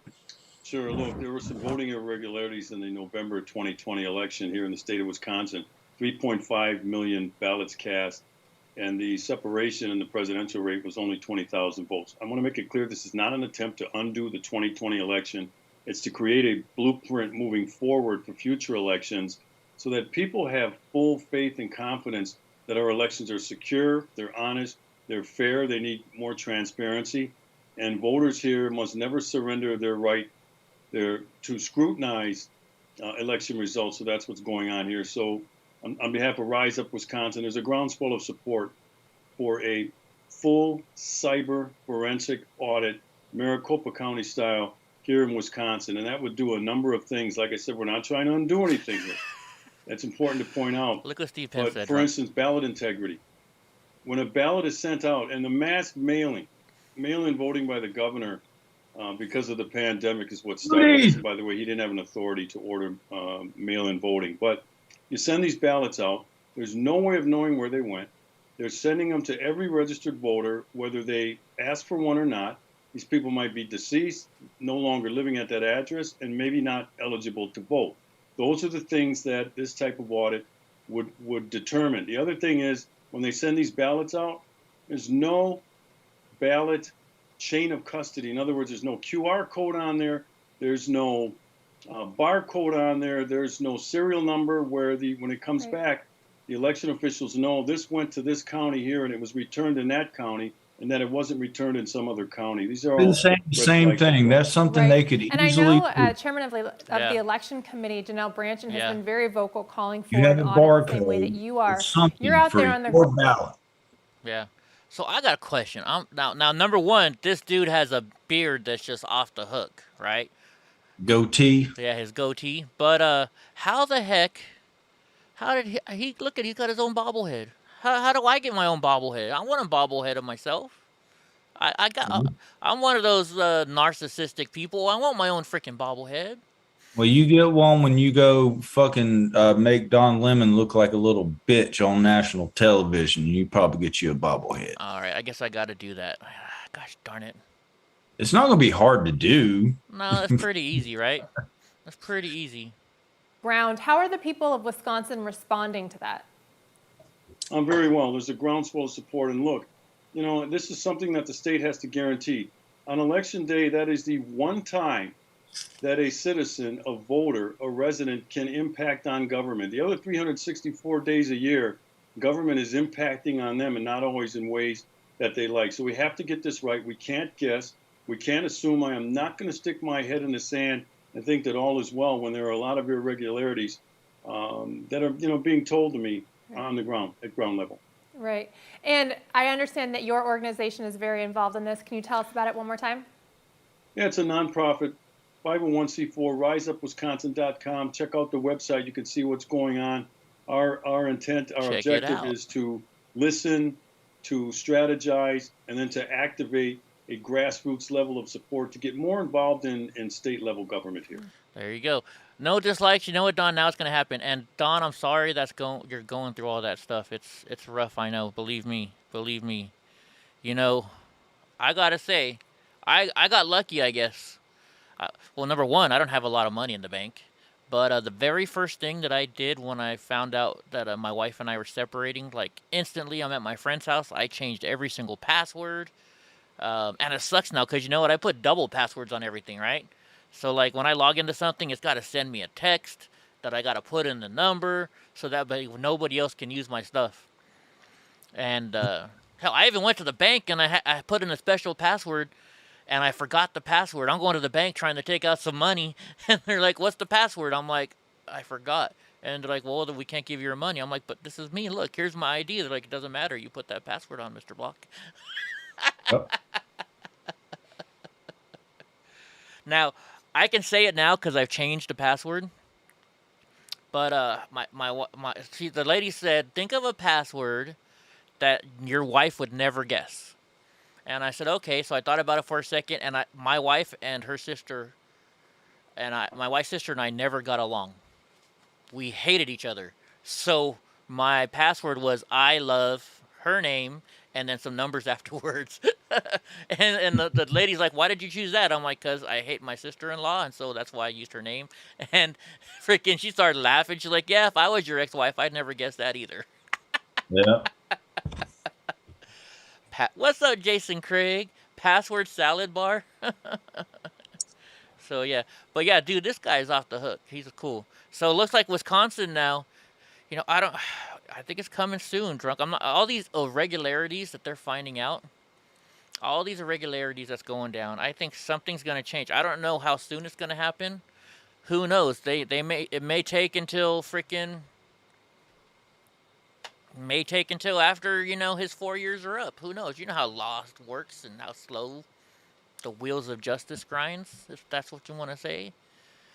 Things keep going this way. I'm sure the Democrats aren't going to want to get rid of the filibuster anytime soon. Right. Because they're going to want to be using it. Well, and that's what they all said. They said, you guys are not going to want to get rid of that filibuster because you're just going to screw yourself over in the future. Banking. Okay, we're the Fox now. We don't got to go through all those things. You do the exact same thing that you forgot your passwords all the time. I do. See, I have a really bad memory. If you guys don't know, I think it's because of all the medications I've had to take over my lifetime. In high school, they said I had a photographic memory in high school. You tell me something and 10 minutes later, I forget it already now. Don't know what happened. What's up, Matt Rogers? If I forget your virtual wallet's password, you have to say 11 words in a row. Wow, that's crazy. That's forgetting something like 10 minutes later. That might be a sign of the ADD that you think that you have. Really? Is that what happens when you have ADD? You forget stuff real quick? Well, I just remember being younger and I'd sit down with my mom and study. And, I'd read a paragraph. I'd read it out loud. Mm-hmm. And she was like, all right, what did that paragraph say? And I was like, I don't know. Yeah. But where we were from, that terminology wasn't widely known. I didn't figure out I was ADD until I got to college. And then I went straight to the honor roll. I went from making C's and D's in high school to being on, right on. Taking A's and B's in college. Hey, Gumby, how you doing? Hey, so Richard Hurt says, pray for him. He's going to have a surgery on Saturday. So I got a question, Richard. Did they finally figure out how to lengthen your penis? Is that why you're going to have a surgery? Because it's so small you need to make it bigger? Sorry, he messes with me every single day. I got to mess with the guy. A little bit. Now, everybody say a prayer for Richard. He's having a procedure on Saturday. And hopefully everything goes well. I hope your dick feels better. Amen. There you go. CNN execs reportedly suggested Chris Cuomo take temporary leave to advise his brother amid the scandals. Really? So CNN is Nope, helping these I guys want to out hear too. him talk about it. I want to hear him talk about it. Yeah, let's see. I've been scanning CNN all day, waiting for that shit. And I heard that, like, he kind of briefly talked about it last night, but I could not find any clips on it. No, actually, so I've been I've had Fox News in the background all day today and stuff like that, and all they kept talking about is this. So the whole entire time, Chris Cuomo was on the news last night. All he did was talk bad about Ron DeSantis the whole time. They said, and then as soon as the show is over, Don Lemon came on and they do like a transfer, and Don Lemon's all, "Well, I just want to let you know, buddy, I love you." And Chris Cuomo says, "I love you too, man." And then as soon as that happened, they blacked out Chris Cuomo and they said, "So the new news today is that Andrew." They just went off on Cuomo. So it was like Don Lemon was trying to say, "Hey, you know what? I'm about to screw you over, bud. But here's a little Vaseline to make you feel better." I've heard a couple times where they tell each other that they love you, to be completely fair and objective. Yeah. Well, I mean, when I was in the Proud Boys, it was weird. I walk up and every time we saw somebody, they came up and they hug you and they say, "Hey, man, I love you." Whenever we left each other, like, "Hey, bro, I love you." Just letting each other know that we care about each other. And I used to be like, "Whoa, that's kind of weird." But then I got used to it. Now, I mean, I think I said it to you a couple of times when I hang up on the phone. It's just I've gotten so used to saying that to people, even though they're guys, like, "Hey, man, I love you." Now it's like, hey, I can tell you guys, "Hey, I care about you guys, and we're worried about you." So Eden Dickens, are you going to be able to take the cat? Yeah, I don't know. I don't know if I want to give Eden the cat, Julius. I might keep the cat. I don't know. The kitten kind of fell on me. But so the New York Times reported on Wednesday that executives floated the idea earlier this year that Cuomo take a temporary leave as his brother faced multiple controversies. I've also heard that Cuomo helped hide it, didn't he? Or isn't that what they're saying? He helped him write his response to it. He guided him, I guess, through the way that he could give his speech, and the media would be my assumption that the media wouldn't be able to criticize it too much because he is the media. So he knows exactly what they're going to be looking for. So don't say it this way. Don't say it that way. You got to do it this way. You got to do it that way. But he guided him through the way that he was presenting himself, from my understanding. Well, he's in a lot of trouble. I mean, even the president now is talking bad about him. So, like I said last night, this just opens up the floodgate. Like, Cuomo getting in trouble for touching grown women. But, we got Sniffy Joe over here. Right. Holding little boys' hands and making comments to 8-year-old little girls, telling them they look 19. That's an odd age to say. Like, yeah. Or what did he say? I didn't want to say 18 because I didn't want to be creepy, so I just went with 19. Hey, yeah, nice save, you cunt. What did he say to that one kid where she had her legs crossed or something like that? It was on camera. He's like, "I like the way you have your legs crossed," or something like that. Or... Yeah, that was what I was referring to. She looks like a young lady. She looks like she's about 19, and I was like, that's an odd, that's. Where'd you come up with that number? And I thought about it. I was like, oh, he probably was like, 18. I'm going to sound creepy. So I'll say 19. Yeah. Right on. DC robbery suspects caught on camera wrestling victim to the ground, beating him at a gas station. In DC, where they don't need a lot of officers, apparently, right? Hold on, let me close this ad. Oh, well, you guys don't see it anyways. 5 suspects in a robbery and beating of a victim at a Washington, D.C. gas station are being sought after the attack was captured on video. The Metro PD released surveillance footage of the attack in hopes that the public will help identify the culprits. Well, let's watch it. Now, I normally, like you guys are saying, last night I should have taken my 360 camera. I normally do. Even when I just go to Walmart nowadays, if I have to get something there, and I know I shouldn't be going to Walmart. But I take my camera there even nowadays, just for this exactly reason right here. So let's see what's going on here. Is this on silent? Oh, because it's not going to say anything. Now, why do they blur are they blurring the victim's face out, or are they blurring the assailant's face out? Oh, that's got to be the victim. See, it looks like something... I think there's more to the story here. What do you think? I don't know. It looked like they were talking at first. See, look at that other person just walking away like, I ain't going to be part of this. Or are they going to come help? Oh, no, the guy just gets in his car and leaves. He's like, I'm getting the F out of here. Bunch of bitches we got. Right? Yeah, that guy just took off. And this guy's filming it. Is he filming it? It looks like he's got something in his hand. He's probably filming it. He's like, dude, check his other pocket. Check his other. I bet you he got some money in the back pocket. World star. World star. Do they still do that? I don't know. Oh, wait a minute. I just heard a meow. Maybe she's going to come out. Kitty, kitty, kitty, kitty, kitty, kitty, kitty, kitty. Maybe she'll come out. Ow! You see, did I? She's probably hungry now. I can't put food out because Brownie's there and Brownie will eat her food.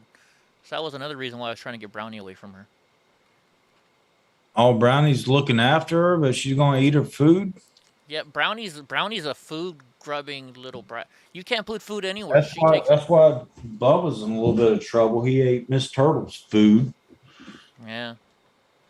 Because you can't make a turtle eat. You can't do it. You can put food in there, but they might not get to it for a day, 2 days, 3 days. The little asshole went over and stole her damn bratwurst. Yeah, she's crying now. All right, that's good, though. She's talking to me. Political cartoon of the day. I don't know why they put this up front today, but it's funny. The love government, CNN 24/7 hate Trump news. Like, show those nipple rings. Does he have nipple rings? They show a picture. Like I didn't know, because Crowder mentioned that. He's like, those aren't nipple rings. I'm just happy to see you. Yeah. And then I looked into it a little bit more, but there's a picture where it looks like he has barbells in his nipples. Maybe. The back to school sale, and now my latest recommendation. Dude, did you ever see that show, A Christmas Story, when you were a kid? Yo, shoot your eye out. Oh yeah. Remember when she sends Ralphie to school and she puts him in this thing and his arms can't even go down because he's he's like a star. I think he's a star, isn't it? It makes him look like a star. Yeah, you know what? Now that you say that, it makes me think of The Simpsons. You know Maggie, how she's in the star suit? Yeah. Yeah. Yeah. Oh my gosh. See, the problem is Brownie, she's small, but she's a jumper. She's a jumper, so she'll just get to it anyways. You heard he has nipple rings. All right. Well, I don't know. Maybe we'll have to look that thing up. Maybe we'll have to look it up. We're talking about Cuomo, right? Yeah. Not Fredo. Governor Cuomo. All right, let's see. Time's Up co-founders help Governor Cuomo in drafting letter attacking accuser. So these people are women's rights people, I think, aren't they? They say they're part of the Me Too movement. Hold on, let me wait for this commercial to pop up, and then we'll stop it. All right, now everybody wants me. Now I gotta look it up. You guys got me wanting to look it up now. Oh, let me hit pause. I don't know why their commercials take forever to load. Right?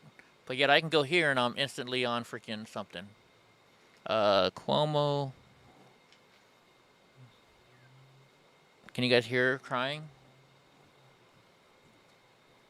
Let's see if it pops up. Wow. Okay. Yeah, that very first one. Yep. Those look like barbells to me. It sure does look like barbells to me. Wow. Well, let me make it bigger so everybody over here can see it.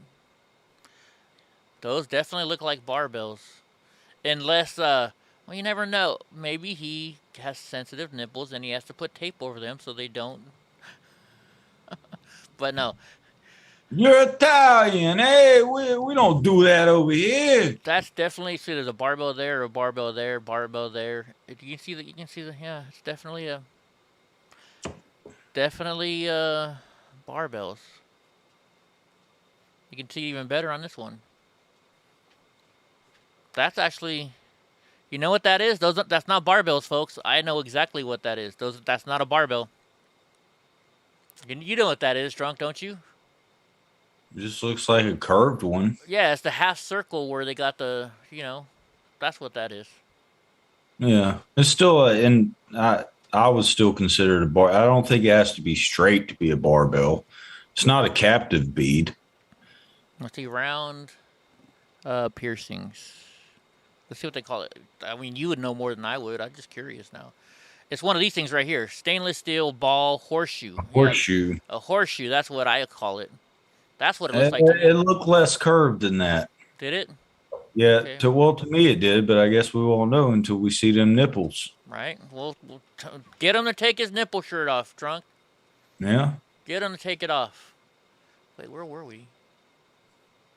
Oh, wait, let's do this one. This one's not on my list, but... I'll just reach out and grab. I mean, he thinks it's okay. Why can't I do it? All right. Brownie, leave her alone, mamas. So I was dating a girl who had those, and she wouldn't let me see him unless I got one. So being a 21-year-old kid who was, in the prime of my life and excited and, I got one. Right after I dated her, I had another girlfriend who didn't like it. Brownie, get over here. Leave the cat alone. And so my girlfriend didn't like it, so I woke up one day to her 2-year-old son, just like, or maybe, no, he was more like a year-old, yanking on it. And you hear, Aaron, rip it out. Aaron, rip it out. I don't have them anymore. I got rid of them like 20, 30 years ago. I've been like, bitch, you don't like it in there now. What do you think it's going to look like when this motherfucker rips it out? Right. I still, you can, if I ever have like, if my shirt gets wet, you can actually see one more than the other because of the piercing made it, scar tissue, I guess. Scar tissue would be the word. So Newsom can't tie the recall to GOP in the voter guide. So, when you run for office, you can put out a statement about yourself or a statement, and I don't know if they let Gavin Newsom put a statement out about why not to vote to impeach him, but whatever the statement is that he's allowed to put in this thing, he said, well, it's all the Republicans trying to get me. Well, the Republicans filed a suit now, and they're saying that he can't put that in there because it's not just Republicans anymore. And it's not. In order to get the vote, I know a lot of Democrats that had signed the recall notice. So it's not just Republicans. One independent, one Green Party, one Democrat. Right? So Orrin, and I've met Orrin a couple of times. They're asking a judge to strike portions of Newsom's ballot statement. So it's a ballot statement is what they're calling it. And edit other parts. Newsom, a Democrat, was unable to get his party affiliation listed on the ballot because of a filing error, and has sought to brand the recall as a power grab by right-wing activists in the nation's most populous state. So he makes the argument that in define power grab. Right? He makes the argument to the F word. Maybe. That in 2 campaign ads, one which features video of people storming the Capitol. I haven't seen that one. Is aimed at motivating. You know what? Let's look on YouTube. Can we see? Oh wait, let's go to GavinNewsom.com. Maybe they'll show the video there because I've seen it. The video that he has. You know who he got to be on his video tearing up the Republicans? Because I'm sure you probably haven't seen it because you live way over there on the East Coast. Who do you think that Gavin Newsom got to be in his video? Somebody well known. Well known in California, a movie star? No. Politician? Yeah. Politician.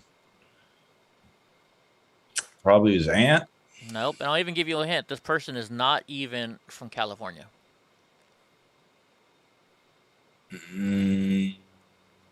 I'll give you I'll just say he used Elizabeth Warren. Oh. In his commercials. Elizabeth Warren. The comeback. He's got a comeback plan. Let's see if they show the video. Do they show his videos? They're all over. Even my stepdad's laughing about his videos. Let's see. Do they show the videos? I wonder if on Facebook maybe he'll show the videos. Let's go to Facebook. Or yeah, Facebook might. Gosh darn I'm it. sure he'll enjoy his time off as governor. He can go surf all the time. You know what's funny that you say that? Today when I was looking him up, because I had to look up this article, it said he doesn't even know how to surf. But I can't say nothing because I don't know how to surf. But then I'm crippled, so I guess it's okay. Gavin Newsom. Let's type in Gavin Newsom. Now, you get on a longboard, it's pretty damn easy. Yeah, probably, huh? Well, maybe not for you. Oh, no. Okay, let's go to Gavin Newsom. Let's go to his Facebook page. Let's see. You'd probably have to windsurf, wouldn't you? Yeah, I'd have to have something to hold on. But I don't even think I could do that, to be honest with you. Oh, here we go. Oh, no, that's a live stream. Live stream. Let's see if he shows his commercials. Facts for the win. Let's see if they show his commercial. Maybe he can't show his commercial on here. They gotta have it somewhere. Facts. Look at this. Facts for the win, and with $15 million in cash. Yay! That tells you how bad it is. They gotta give you. They gotta give you money to go get vaccinated. That's how many people don't want to take it. Let's look up Gavin Newsom commercial. Gavin Newsom. Oh, did you hear anywhere in the news in the past couple of days that you know how they're trying to say everything is racist? And New York's doing this whole vaccine mandate. Yeah. To do certain things, and they went through the demographics of the people that aren't vaccinated. Right. But I guess Asians are the most highly vaccinated people, at least in New York. Really? Yeah. But some of the least vaccinated are blacks and Hispanics. So you can't do this. Everything's racist. So you're about to pass something racist. Dude, why do they not have his commercial on here? How would they not have his commercial on here? Let me type it on here. It's got to be somewhere on the internet. Everything is on the internet. Gavin Newsom commercial. Let's see. Let's see. Is this it? Are they going to show this here? Let's see if this is it. It's May 15th. That was from May 15th? And California Governor Gavin Newsom is fighting. Is there somebody at my front? There's somebody at my front. Let's see who it is. Watch it be the police. You're in trouble, Eddie. Nope. Oh, it's Shuna. It's the cat. Gosh darn it. I want to see their freaking ad. Try duck, go and see if it pulls it up. Okay. Duck, go. I mean, I could go to my Xfinity, and I'm sure it's on a commercial. I think it's even on the freaking. I'm sure it's on a commercial there. If I don't find it today, then I will definitely download it from. Whoops! I don't want to type it up there. That's gonna go back to Google. Gavin Newsom commercial. Please be there. Please be there. Ramps up. 3 months ago. Cash payments takes in. Gavin Newsom commercial observer. Let's go to videos. Maybe it'll be under there. It's the homeless lady. She found me. May. June 18th. First recall highlights cash payments.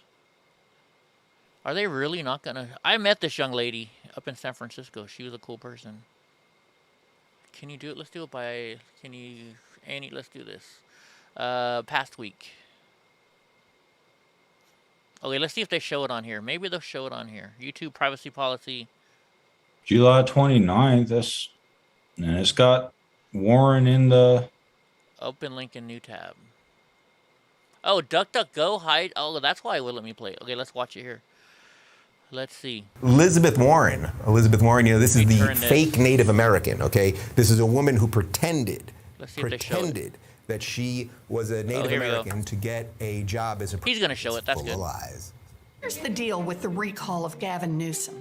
We've seen Trump Republicans across the country attacking election results and the right to vote. Now they're coming to grab power in California, abusing the recall process and costing taxpayers millions. Here's how we stop them. What do you care about that, bitch? Wait a minute. So, abusing the recall and wasting money. Haven't the Democrats been doing that for 4 years against President Trump? No. Right? That happened yesterday. Now all of a sudden, this. Oh, you know, you're wasting Every money. Californian will get a mail-in ballot for the September 14th election. Vote no to protect California and our democracy. Stop the Republican recall. The Republican recall. Awful. They're calling it the Republican recall. Okay, let's see. I heard there's 2 videos. I haven't seen the second one yet, so let's see if he shows the second video. But can you believe that video? Is that not hilarious or what? Nope, they don't show it. But yeah, that's it. I gotta see that commercial all the time. Luckily, I don't watch live TV anymore. I just fast forward through it. Just fast forward through it. Okay, where were we? Okay. We didn't get a chance to play this one. So, Governor Cuomo was helped by this young lady right here. Oh, I'm sorry to hear that, Eden. What, Eden? Let's see. Wanted to tell you guys last night. I love you both, and oh, I'm sorry, Eden. It's always hard when you're dealing with family with stuff like that. It really is. I'm really sorry. Don't know what to say. So 2 women who helped found the anti-harassment group Time's Up, anti-harassment group, right? Time's Up, during the height of the Me Too movement, helped New York Governor Andrew Cuomo's office in drafting a letter that smeared one of his accusers and impugned her credibility. So they're all about everybody's fake, man. Harassment, right? Everybody's fake. Yeah. It's sad. It's sad. And you know, Eden, I'll say a prayer for you later on tonight. Everybody say a prayer for Eden. You know, maybe just some time apart will be all right for you guys, and things will get better. I know I didn't talk to my brother for quite a few years. You know. All right, we're back to these stupid people from Texas. You know that left. So Governor Abbott's going to call a special session after this special session, to make Flynn Dems consider voting bill. So he's just going to keep calling a special session. And you know what they said is, well, we're going to live in Washington, D.C. until until the special session ends. Well, he's just going to keep making special sessions. So they're either just going to have to never move back to Texas, which how long do you got to be somewhere else to be not considered living in Texas? Is it 6 months? Isn't it something like 6 months? I think it depends on where you live, maybe. It could be anywhere from 30 days to a year, maybe. Right. Like in California, if you move here, you have to, within 10 days, get your license changed over. Most people don't do that, but what, Donnie? Let's see. So Texas Governor Abbott will continue to call a special session after special session in an attempt to force Democrats to return to Texas to consider voting reform. By leaving the state, they walked out on Texans and critical issues in the special session agenda. Let's see. And secure our southern border. If they don't want to do their job to debate and vote on the issues, they shouldn't have run for office. Which is true. We'll continue working with all of the members in Austin and fighting for the future of our state. Let's see. In response, 57 state Democrat lawmakers left Texas to deny Republicans the ability to form a quorum. It's going to expire August 6th. What is that, 2 days from now? Is that Friday? Yeah, 2 days from now. So it says, many of us are willing to extend our time here in D.C. and away from Austin. That way they can't go and get it. So I'm telling you, it's got to be a certain amount of time. You actually did something to Arflet. What did you do to Arflet? Did you accidentally block him or something? It's all right. It happens. We've all done it. I tried to untime him out, but because I looked at the messages and I was like, oh, that was done by accident. I was trying to undo it, but I wasn't able to. Yeah. Well, Arflet, don't worry, we'll be right back. It was a mistake. Give it 90 seconds? Is that or 300 seconds or whatever it is?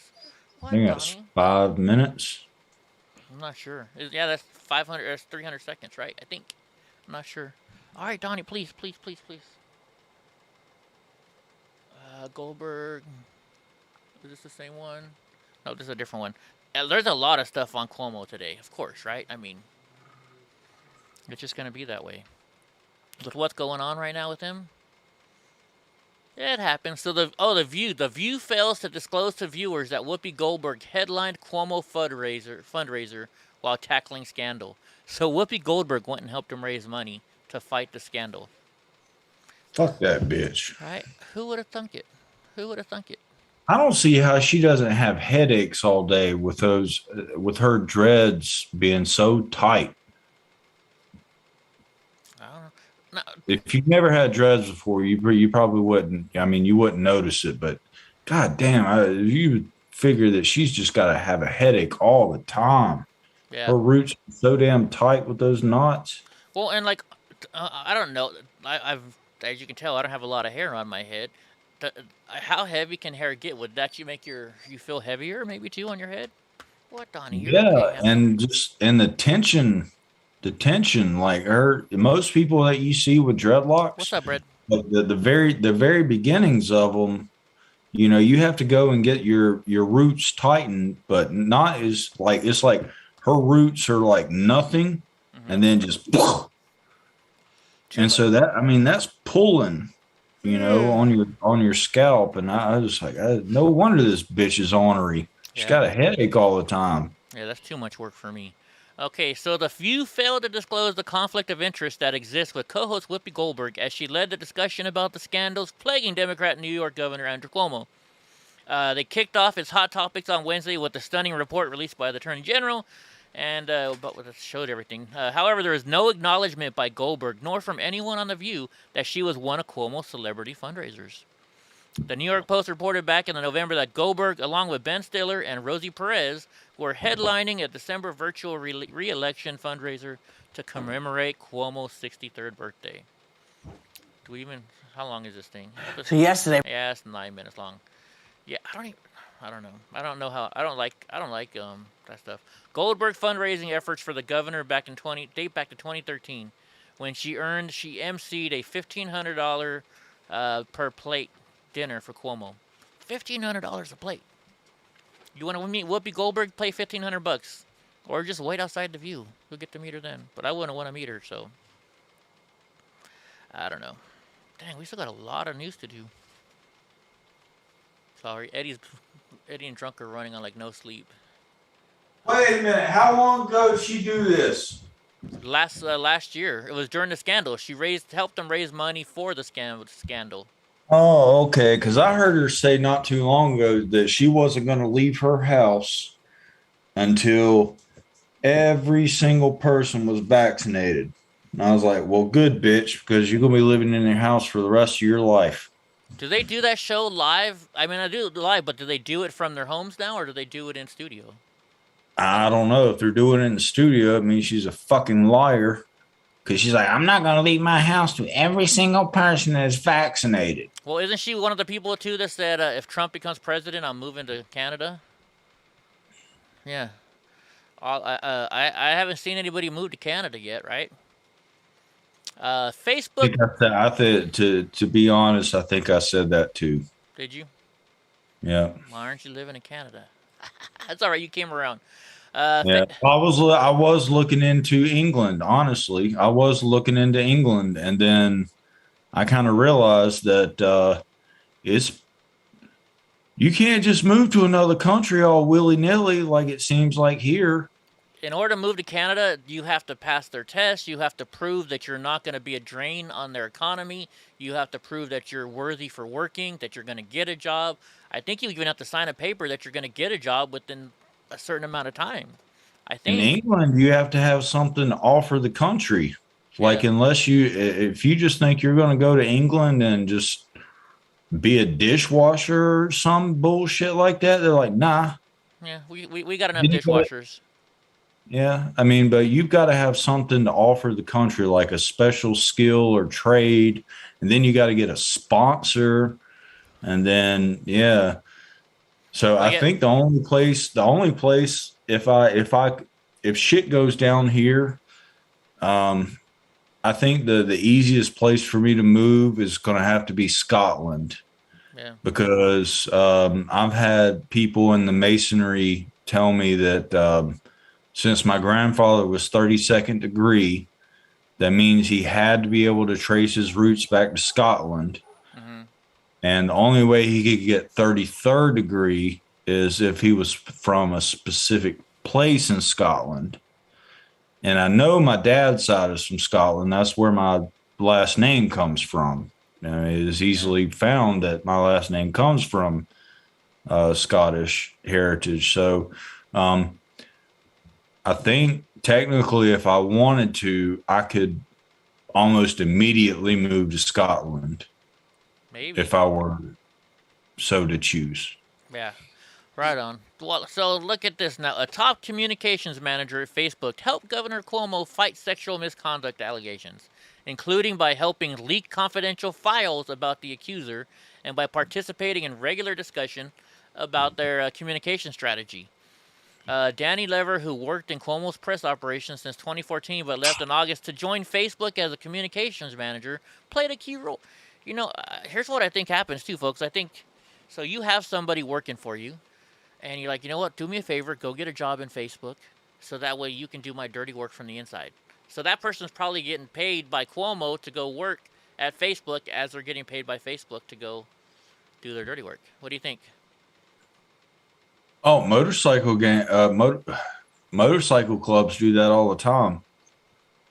The old ladies go get a regular job, things that they want them to get at the clerk's office or. Yeah.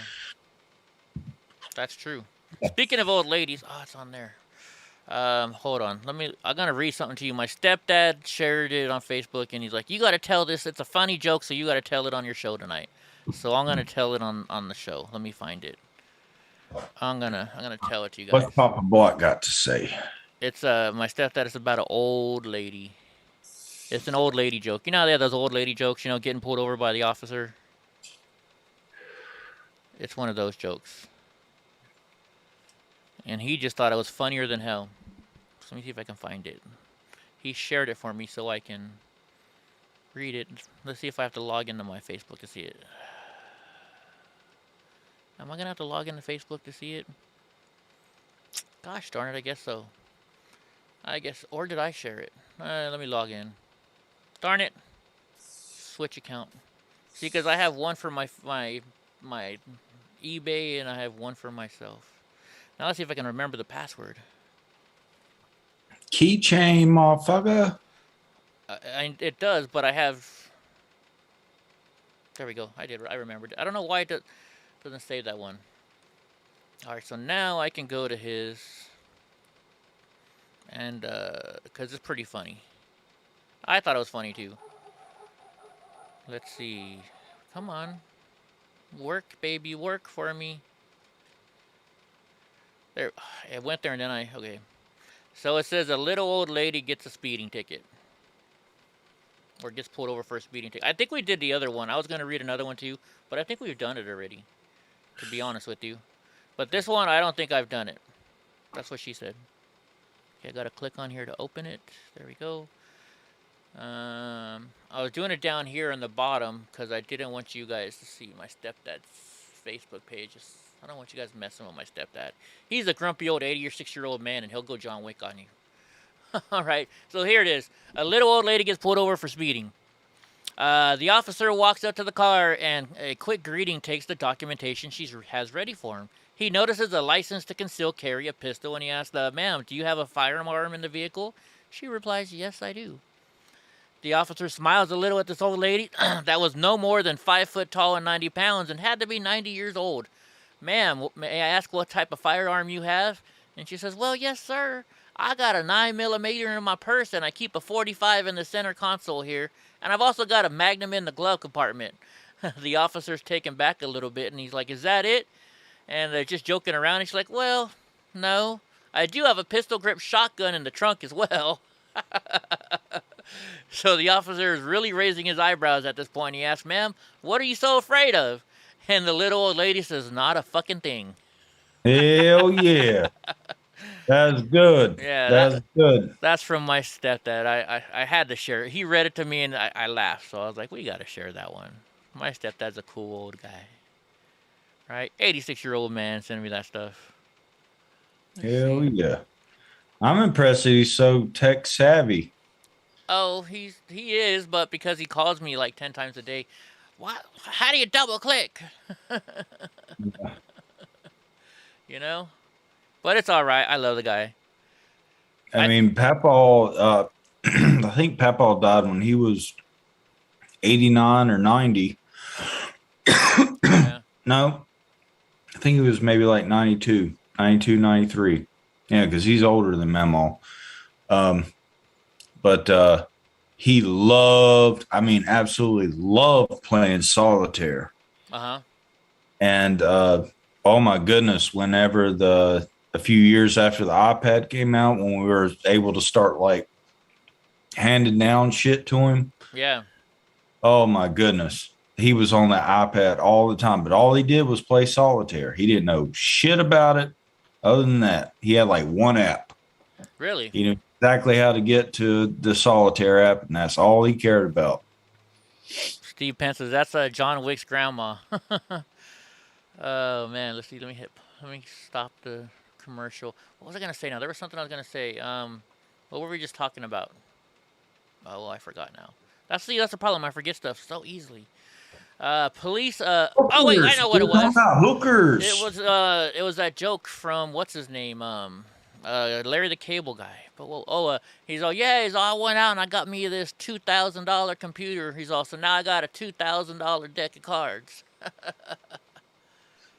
Oh, I heard there's I don't know, maybe you can check your B&H account, but I heard that people in California aren't allowed to buy like Alienware, not Alienware, but like super fast gaming computers. Oh, I heard something about that. We'll have to look it up. We'll do that towards the end. I guess the energy that it takes or something. I don't know. Really? I'm not sure. I heard something about that, but I'm not sure. Oh, yeah, I was watching the Cleveland show, and you'll like this joke they had last night. And see, yes, I'm stealing other people's jokes right now, telling you it. But he was up on stage doing a thing, and so somebody said, he's like, man, his jokes are so bad, even Carlos Mencia won't steal them. Yeah. All right. British police investigating the online racial abuse of England players following the team's Euro 2020 soccer final loss against Italy say they have made 11 arrests. They were victims of abuse after they missed penalties in the shootout defeat at Wembley on July 11th. Wow. I mean, I know soccer's big in Europe and stuff like that in other countries, but... Oh, riot on the streets today. There's a riot on the street today? No, that's just an old English punk rock song. Okay. Yeah, the soccer hooligans. What the fuck? Yeah. I gotcha. It says a total of 34 accounts have so far been identified as being in the United Kingdom, and 11 have now been arrested. But yet people can talk shit about you and me and everything else, and they don't get in trouble. I get death threats all the time. Yeah, but you don't fuck with their football. Yeah, that's true. I don't know what it is with them and football, soccer. You know, we're the only place that calls it soccer. And we're like one of the only civilized countries that still goes by our stupid ass measuring system. Hey, hand me around. Have you looked into some of the stupid reasons how we measure things? What do you mean? You know how they figured out how big an acre is? No, how did they figure it out? Is how long a fucking mule could pull a rickshaw for a certain amount of time. Okay, I don't think that's too crazy. I mean, it makes sense. No, but everybody else goes on the metric system. Oh, well, yeah, we've always been on the metrics. It's just, we're Americans. We want to be different. I know, but some of our fucking calculations are stupid. I'm just saying that. I'm a proud American, but damn it. Yeah. You know, sometimes we're a little bit too stubborn. I'll say that. We're a little bit too stubborn. I think we need to gradually get on the metric system. Yeah. You can talk shit to me all you want, but, you know, that whole thing for an acre with a fucking mule and a rickshaw, get out of here. Anyway, Matt Rogers, that's funny. Yeah. Oh, my gosh. I won't say his first name, but I should call him by his first name one day. I know he doesn't like it. All right, anyway, so a former Obama administration official is calling for a federal no-fly list for Americans who are not vaccinated against the coronavirus. Really? The White House has rejected a nationwide vaccine mandate, a sweeping suggestion that Biden administration could not easily enact if it wanted to. But a no-fly list for unvaccinated adults is an obvious step that the federal government should take. They're saying that they're what caught my eye is they're saying they're going to put us on the terrorist list. When you go to the airport, you see two kinds of security rules. Some apply equally to everyone. Apply equally to everyone. Why did I say apply? Oh my gosh. That's how tired I am. No one can carry weapons through the TSA checkpoint. But other protocols divide passengers into categories according to how much of a threat the other protocols divide. Speaking of that, so when I left Minneapolis, the TSA agent, you know how I got that pole on the back of my scooter? I have it zip tied down, right? And the guy is like, you need to take that off, sir. And I'm like, it's just a camera stick. I can't take it off. He's like, I don't care. You need to take it off, sir. And I was like, okay, can you give me something to take it off with? And he's like, no, sir, I can't. I'm like, well, I'm not allowed to bring a knife through here. So how do you expect me to cut the zip ties off? I can't even take nail clippers on the plane, sir. He's like, well, that's just too bad. I'm like, can you? I forced him to go get a freaking a supervisor. So the supervisor walks up to me and he's like, he's just being a dick today. Just come on through and just let me right through. I mean, it's a freaking camera. It's a camera stick. It's a selfie stick. It could have super duper bombs in it. Well, and what's even funnier is, so they're all worried about a selfie stick, which they can see. But I have in the back of my scooter, I have a little pouch, like a, behind your seat on your car, you can put paperwork in there or tissues in there. I have one of those on the back of my scooter. They never check it. But yet he's worried about this selfie stick that you can see. Anyways, so yeah, they're gonna call us. They're gonna say that we're terrorists now. You're a terrorist if you don't get the vaccine. You are a terrorist now. Trunk, you're a terrorist. Hey, Christine, how are you doing? Cool. I can't I believe like that. being different. But I mean, that's what it's coming to. That's what it's coming to. No, I almost wonder if the guy, maybe because, what I was in Minneapolis for, maybe I'm on a list. I gotta be on a, what do you think? Do you think I'm on a list, Trunk? What do you think? I don't know. When's the last time you got on a plane? Minneapolis. That was, 2 months ago, 3 months ago? I figure if you were going to be on a list, then you would have probably already been on it. Yeah, well, that's what I mean. I wonder if I'm on a list and they're like, oh, this guy's got a red check mark next to his name. Let's mess with him. Oh, I thought that those were like no-fly lists. Like you can't go anywhere type thing. Well, I thought I seen a video of a guy, they wouldn't even let him get on the plane. Yeah. Because he was there January 6th. I don't even think he was in the Capitol. No shit. That's like, what I'm saying. Fly. I that's why I wonder. I wonder if I'm on a list, that when you go through there, they're like, all right, this guy, he's not on a no-fly list, but he's on the, you know what? Let's make him go in the back room and break out the rubber gloves list. You know what I mean? I'm surprised that hasn't happened yet. Maybe it's just because I'm disabled and maybe they don't want to go that far. Maybe they're like, Eddie's disabled and he's dirty, so maybe he'll poop on my finger if I do that. That's probably what would you do if they forced you to stick a finger up your butt? Would you just kind of, please just go to the bathroom, please just push it out or something? What would you do? Could you get in trouble for that? What, they stick their finger in your asshole? Yeah, you ever see, I'm just joking, but you know what I mean. The jokes where on movies where you go to the airport and they're like, oh, we're going to take you to the side, and you see them putting on the glove, Yeah. And it's just, I know they don't do it. I don't think they do stick their finger. But I mean, if they stick their finger up your rectum and you pooped on them, would you go to jail for that? I just say, hey, the minute you stuck your finger up there, it started a reaction, and my body thought, hey, I got to get this thing out. You might be able to get away with it. Be like, I got a cyborg asshole. It doesn't function the way that everybody else's does. Right. Get over it. Yeah. You're just doing your job, right? Now you got to change your shirt. Ha! Yeah, that's true. Because you got Dookie on your old shirt.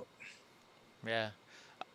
Yeah, box cutter. I understand what you're saying, Steve Pence, about the box cutter stuff, but it's a selfie stick. Right? The only thing I can do with the selfie stick is hit somebody with it, right? But they're going to let me on the plane with it anyways. So it was attached to my scooter. What's next? They're going to be like, all right, Mr. Block, you need to take off your wheels. We're gonna look through your wheels. Oh, we got to take the air out of there to make sure that's air in there, right? I don't know. Ted Nugent slams wannabe tyrants on Tucker Carlson today. We don't need the king's permission in America. Who doesn't love Ted Nugent? I mean, come on. American rock star Ted won't let any government keep him or his guns in a stranglehold. The rock legend joined Tucker Carlson in the newest episode of Tucker's Carlson Today about defending his natural-born rights. I was born with the right to keep and bear arms. I was born with the right to speak up. I was born with the right to privacy from my government intrusion without just cause. I'm not, apparently. I don't know, is that just cause, what they did to me? I was born with that. I could come here naked without any constitution, and I know I could say what I want. I don't have to get the king's permission. Oh my gosh, right? Kings, emperors, tyrants, kiss my ass. We're a self-government. We're in charge. We hire the people that represent us based on these self-evident truths. And if you infringe on them, we'll fire your ass and don't make us arrest you. I love him. He just, he's basically saying, you know what, just you're not gonna run my life. That's why we're Americans. We don't take shit. America. Right? Apparently, though, the Democrats don't believe in that stuff. Have been caught on play with explosive in their shoes. That's interesting.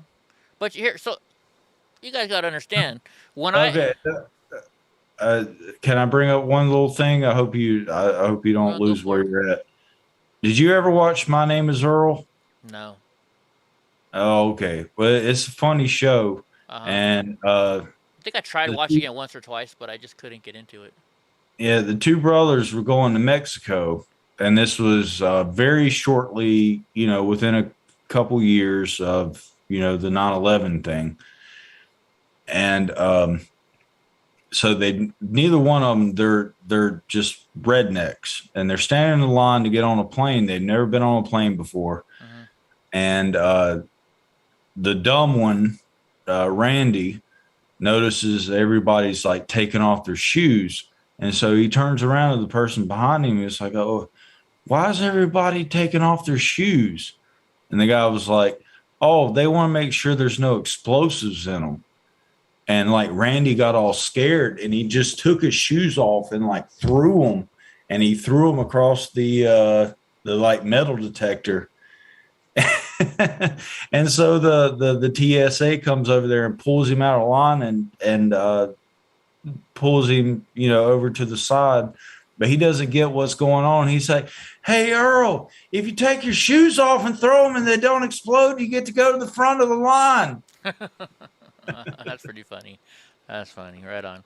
No, I was just saying, you guys don't understand. When I go through TSA, I already know. I go extra time ahead because I have to get patted. What they do is they take if I'm in my wheelchair or my scooter. It's the exact same thing. I go, they put me on the side. They're like, do you want to go to a private room? I'm like, no, I'd rather you do it out here so everybody can see what you do to me. So they sit there and they got to walk through their store. I'm like, dude, I already know what you're going to do. Just do it. They're like, no, I have to explain to you, Mr. Block. We're going to pat you with the back of our hands, and I'm going to touch you in very sensitive areas. So it takes me about 20 minutes because they got to pat me all the way down, right? Then they take their gloves off and they put it in a machine to test for explosives. Then they come up to me and then they have this little piece of paper they wipe everywhere on my scooter. And I'm like, dude, can you clean it up? And, hey, put some cleaning solution on there. Why don't you clean it up for me too? They do all that, and then they put it in this machine to test for explosives again. And so it takes them about a good 25 minutes for them to pat me down. All while my stuff they say, don't leave your stuff unattended, right? All while they leave all my stuff on that little tray where people are just walking by, and somebody could take my iPad or somebody could take my freaking computer, So it's not fun. And it's always a guy. So it's crazy. All right, Representative Cori Bush. We all know this chick, the one who's supposedly sleeping on the thing, right? Do they fill me up? Yes, they do, Steve Pence. I even told him one day, I'm like, hey, can I get a girl? Can I get a girl? And they're like, no, you're a man. And then I'm like, well, can you at least stick a $1 bill in my freaking waistband or something? So Cori Bush was outraged Wednesday by the pardons given to the St. Louis couple who wielded guns as Black Lives Matter protesters marched in their neighborhoods last year, saying their day will come. You guys remember this, right? You guys remember this? Freaking the people the BLM was protesting. They broke the fence down to get into a gated community, and were walking around. If you have people breaking to get into your gated community, breaking the fence down, I would be scared too. I'd be sitting there with my gun. I got 2 of them right here, right?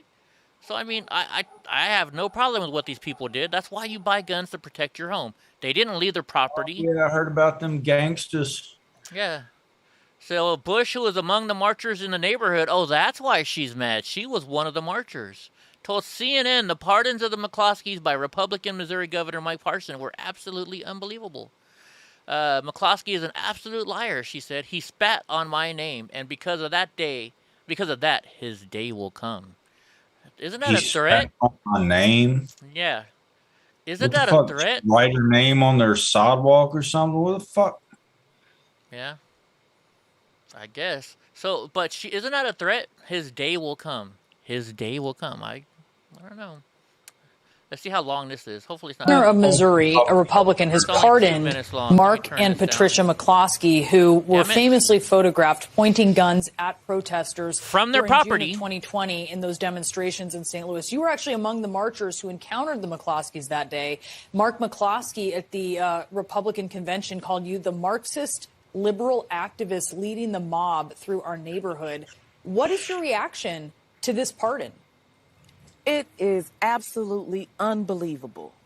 There are other people that there are pardons that we have been asking for, pardons that actually should happen in Missouri, and that was not one. That was not one. They stood there, they pointed their guns, totally reckless, to a group of nonviolent protesters walking down a street that had no clue. With all that's been going on with protesters. Walking down the street. Yeah. They weren't walking down the street. They broke down his fucking gate.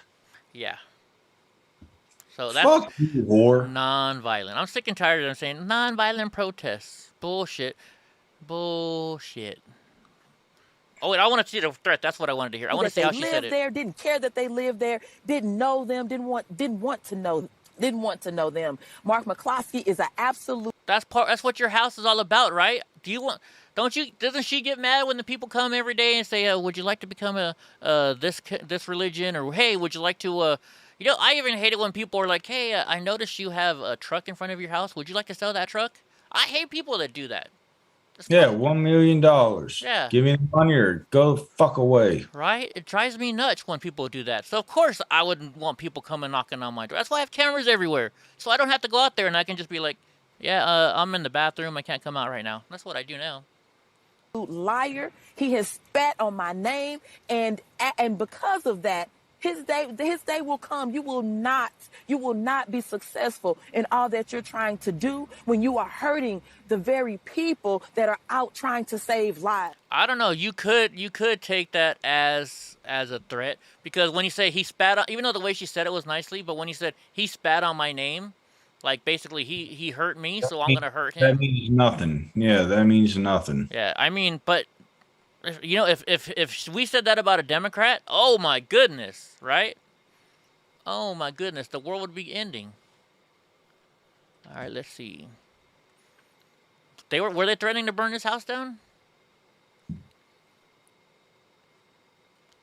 I don't know. Let's see. Let's get this. Oh my goodness, sorry. I need more air. That's what my stepdad always says. He's like, you're not yawning because you're tired. You're yawning because you need more air. Let's see. Former President Trump wasn't on the ballot, but he was one of the winners as a candidate he backed won a GOP primary in a special House election in Ohio's 15th congressional district. I always love hearing when Republicans win nowadays. It used to be where I could go for a Democrat if they had the same values as me and they thought like me. But no Democrats think like us anymore, right? Well, I think we got one hopeful, and that's she's not in office anymore, but Tulsi Gabbard. I like that girl. Yeah, you like her because she's hot. Well, she is hot, but I actually think she just ran as a Democrat because she had to. Maybe. Yeah, Julius is ready. Julie probably typed Tulsi before you said it, just like I thought Tulsi before you said it. Because we know you like her. No, I think she's a shining star, though. You know, nobody has ever agreed with me on this, but you know, whatever. I think differently than people. But if you really wanted to, because there's so many people that are just going to vote Republican, doesn't matter who it is. So many people are going to vote Democrat, doesn't matter who it is. And that's what concerns me about getting the rhinos out. Good night, That's Johnny. that's my biggest concern. Yeah. But let's say, just for shits and giggles, if we had a Trump Gabbard ticket in 2024. Nobody's ever agreed with me on it, but you know, and they're like, it would never happen. I was like, I fucking know it'll never happen, but just think about it. You know, I think that's one way that you could bridge the gap, but that's almost like saying you're gonna vote for independent or Green Party or whatever the fuck, libertarian. Yeah. You're basically throwing your vote away, but at least you're voting. Hey, I don't care as long as you vote and you vote with what you think is right. I don't mind. No, Tulsi wants our guns. I didn't. That's news to me. I mean, you could be right. You could be right. I don't know. I'm a dumbass. I haven't kept up with her in a while. Yeah. All right. So let's see. Former president and progressive Democrats were the losers. As a well-known contender, they were supporting loss to a candidate endorsed by the party's establishment and Congressional Black Caucus. Tonight, Republicans across Ohio's 15th district sent a clear message to the nation that President Donald J. Trump, without a doubt, the leader of our party, said Mike Carey, the candidate the former president endorsed, said Tuesday night. Well, of course I would say that. He thanks, and he said, tonight, Republicans across, well, I just read that, so. Kerry won 37% of the vote, according to unofficial results, far ahead of his 10 Republicans. See, here in California, you have to win 51% of the vote. So he would have had to go to a special election, and only the top two people would go and run. That's why they have special elections. That's what makes a special election, I think. All right, I got some YouTube videos now. We're moving to YouTube. We're going to get some fun stuff. Let's see. The YouTubers. I'll have to look into that about the guns with Tulsi. I mean, I figured she's military, but she was, I mean, she wasn't front line or anything, but yeah, I'll have to look into that. Yeah, well, we'll see. We'll have to see. Okay, this one's quiet. So let's play this one. I haven't seen these videos yet, so I don't know. The Mexican government on Wednesday sued several gun manufacturers in a U.S. court, alleging negligent business practices. All right, well, let me start it over. Gun manufacturers in a U.S. court, alleging negligent business practices that caused damage in Mexico, according to a foreign ministry document seen by Reuters. What? The civil suit alleges that units of Smith & Wesson, Barrett Firearms, Colt's Manufacturing Company, Glock Incorporated, Sturm, Ruger & Company, and others knew their business practices generated illegal arms trafficking in Mexico, the document said. Mexican officials said on Wednesday that Mexico is seeking compensation for damages, which are estimated at as much as $10 billion. Oh my gosh, that's funny. So they're saying that because gun makers knew that their guns would be trafficked in Mexico, that it's their fault. So that's like saying, it's kind of like saying, well, you know, well, how about this? Can we now sue Mexico for all the weed and all the illegals that are coming across the border? Can we sue them for $10 billion? Or even you could go so far as you got to sue the pharmaceutical industry for the knowingly making more Oxycontin than they should be. Right? Can we sue? Can you sue? What is it? What is it? Pornhub? Can you sue Pornhub for getting carpal tunnel? I know I stole that joke from Larry, whatever, but I turned it into a newer one. All right, let's see what this one is. Thousands of Bay Area tenants haven't received any of the state's $5.2 billion rent relief.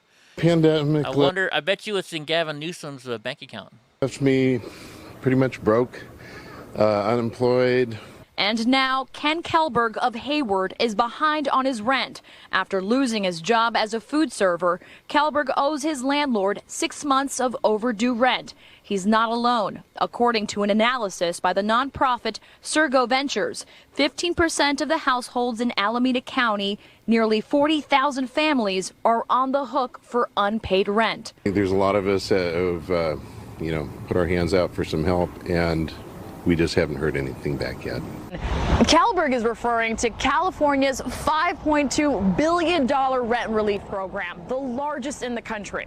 The state is urging all low-income tenants to head to housingiskey.com where they can apply for the help. The state promises to pay eligible tenants all of their unpaid rent and even throw in additional money to pay for future rent. So what's the holdup? So inevitably there are going to be throw on your brand new pair of Jordans that you bought and go ask for assistance. Dealing with those bumps, Kellberg's landlord, who says 8% of his tenants right now are waiting on rent relief. But unfortunately, that's just nobody's hearing anything, so we don't know what the timing is. If you think Ralph Watkins is counting down the days until the eviction moratorium is up so he can kick Kellberg out in the fall, you're wrong. But I'm not waiting for that. We're waiting to see how we can work through the process and get the tenant assistance program. According to the state's dashboard, the program has shelled out $242 million to renters and landlords, with $1 billion now in the pipeline.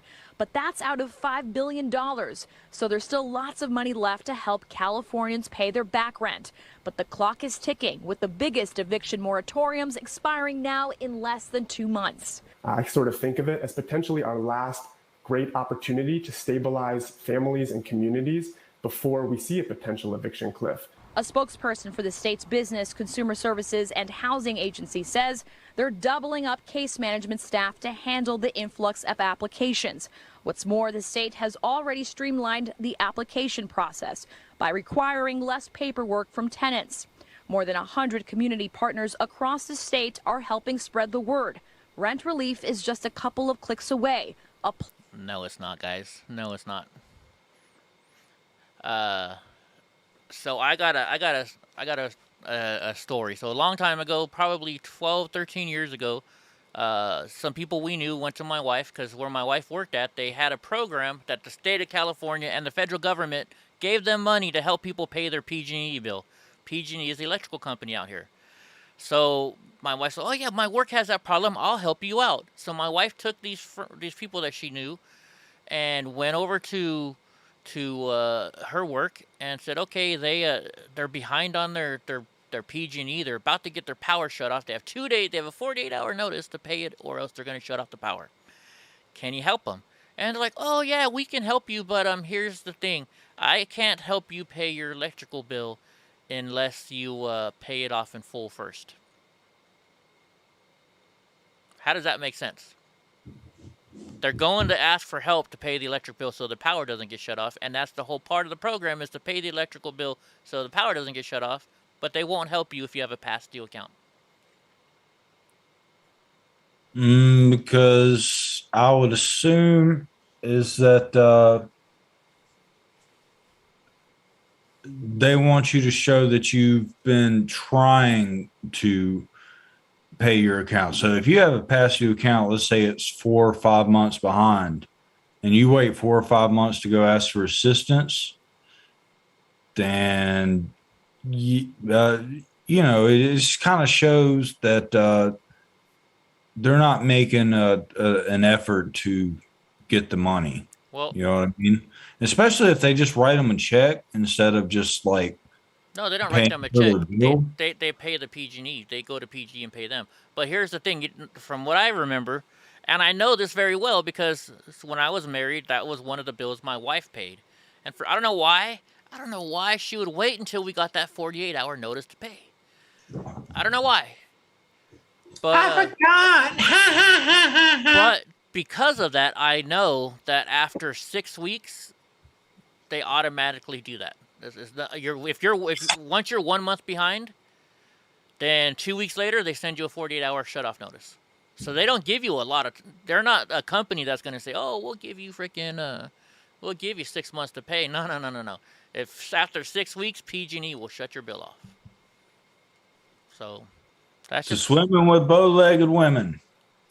to swimming with bow-legged women, huh? Yep. Steve asked us to have a drink with him or a toast. Oh. Well, I'm drinking water today. Where's my water bottle? The famous water bottle that, you know, it's gone through a fight and now it's gone through Donnie. Because Donnie, can you see this? He ripped off the thing that holds it on. He chewed it all up. And like the holder, he chewed through it. Thank you, Donnie. Right? That's why if you made payment plans but still didn't, then they figure you would. It's supposed to help you out in emergency, though. That's, I don't know. I'm just saying. It's like people don't go and ask for help until they need help, right? Are you thinking, well, you know what? I don't think I'm going to pay my bill in 2 months. I better go ask for help now. Just my thoughts. I could be wrong, though. They probably want to see an effort. You know, like, okay, so when you first started getting behind, you got $100 power bill and you paid nothing. And the next month you got $150 and you paid nothing. And third, you paid nothing. But if they're like, okay, so you paid $30 the first month and you paid $50 the second month and you can only pay $5 the third month. You know, we see you're making an effort. Yeah. I'm just trying to go through the process of if I were in that business, how I would run it. Yeah. I don't know. So it says recall candidate Larry Elder says California's minimum wage should be $0 an hour. Yep. And you know, like my brother, he told me a long time ago talking about unions. He's not a fan of unions, and he's like, you know, I can understand unions back in the day when they had kids working, 12 hours a day and people working in unsafe conditions. He's like, but with OSHA now and all this stuff, there's no need for unions, right? And think about it. People are going to work for whatever they can get. It's your whole job as a business owner to get somebody to do the work for the cheapest amount of money. And it's your job as an employee to get paid for the work the most amount of money. It's just how negotiations in business work. So, right? If you don't want to get paid that amount, then you don't have to take the job. Yeah, you're entering into a voluntary agreement with your employer. Yeah. So, I like what he's saying here, and I haven't even read the story yet. So it says, Larry. What are we gonna do? Like, we're gonna start paying 7-year-olds $15 an hour to rake leaves? It takes them all fucking day, and then they fuck it up anyway. Yeah. You know, I used to mow yards for $10, $20. Right. Basically like $5 an hour. Use my own gas, use my own lawnmower. Yeah. Yeah, of course, right? So Larry Elder slammed the state's minimum wage on Tuesday, saying it should be much lower. 0 to be, in fact. The conservative radio host told turned Newsom challenger criticized the state's Democrat-led government imposing $14 an hour minimum wage for businesses with 26 or more employees and 13 for those employing fewer than 26 people. The ideal minimum wage is 0. For somebody who's never run a business to tell business people, I'm going to jack up the price of labor and you're going to deal with it, to me, it's offensive. He also said during the interview, adding, why two people who are adults can't determine what the price of labor ought to be is beyond me. Why a third party feels it is his or her business to interfere with that is also beyond me. Which is right. Think about it. You find something on Craigslist, like nobody does Craigslist anymore, I guess, huh? You find something, like even on eBay, right? You're selling on eBay and you have make an offer up there, right? Somebody comes up to me and says, I see you're selling this for $40. How about this? Will you take 30? And, I go back and, like you watch the car shows all the time. They're like, you know what? A good deal is when you walk away happy and the person walks away happy. When you list the stuff on Craigslist, right? Craigslist, everybody's about bartering. So okay, if I want to get $30 for this, I want to get $30 for this can right here. I'm going to list it for $50. And maybe I'll get the 50. Or maybe somebody's going to go and say, you know what, I'll give you 25, and then we'll go back and forth until I finally get my 30, right?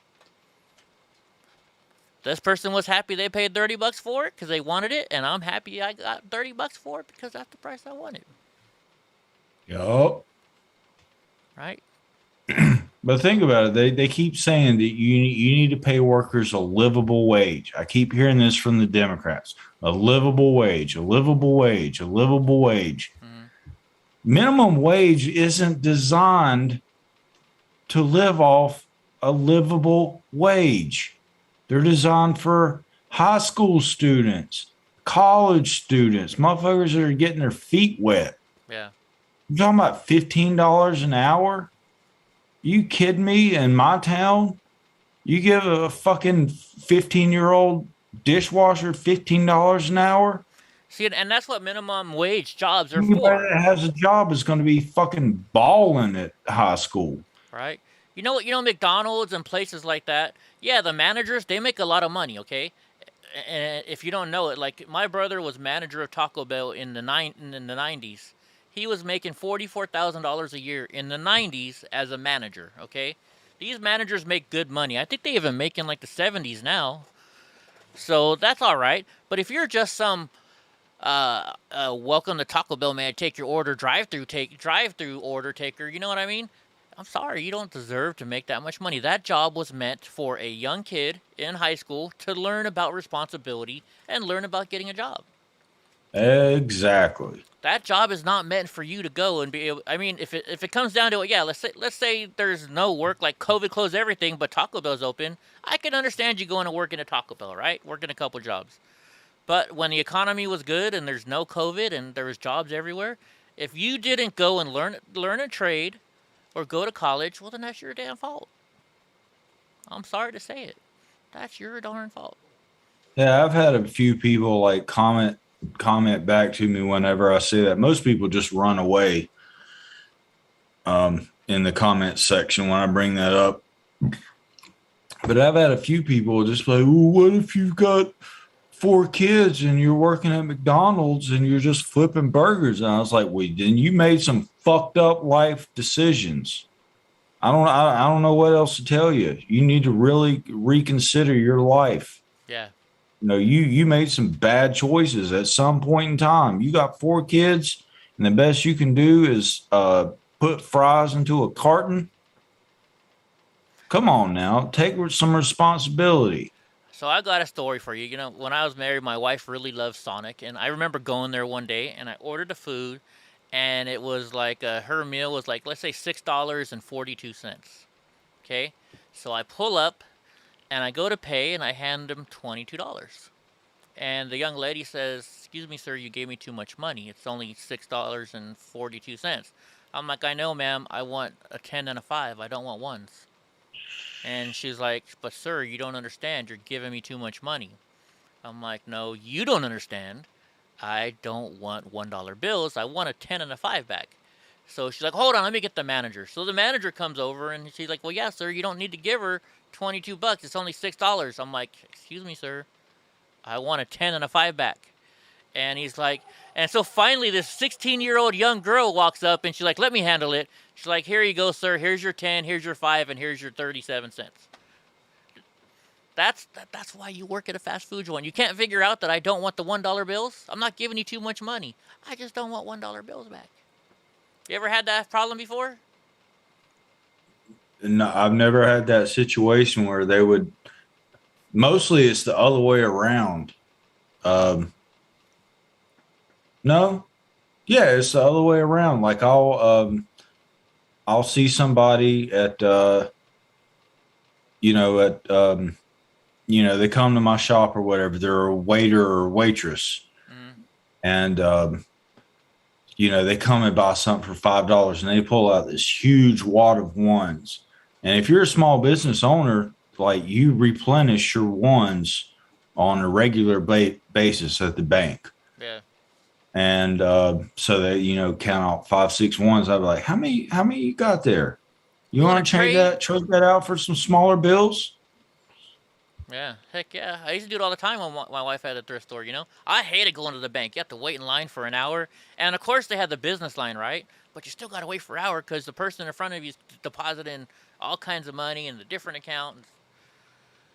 Oh, we go to a small bank. My girl's back from the bank.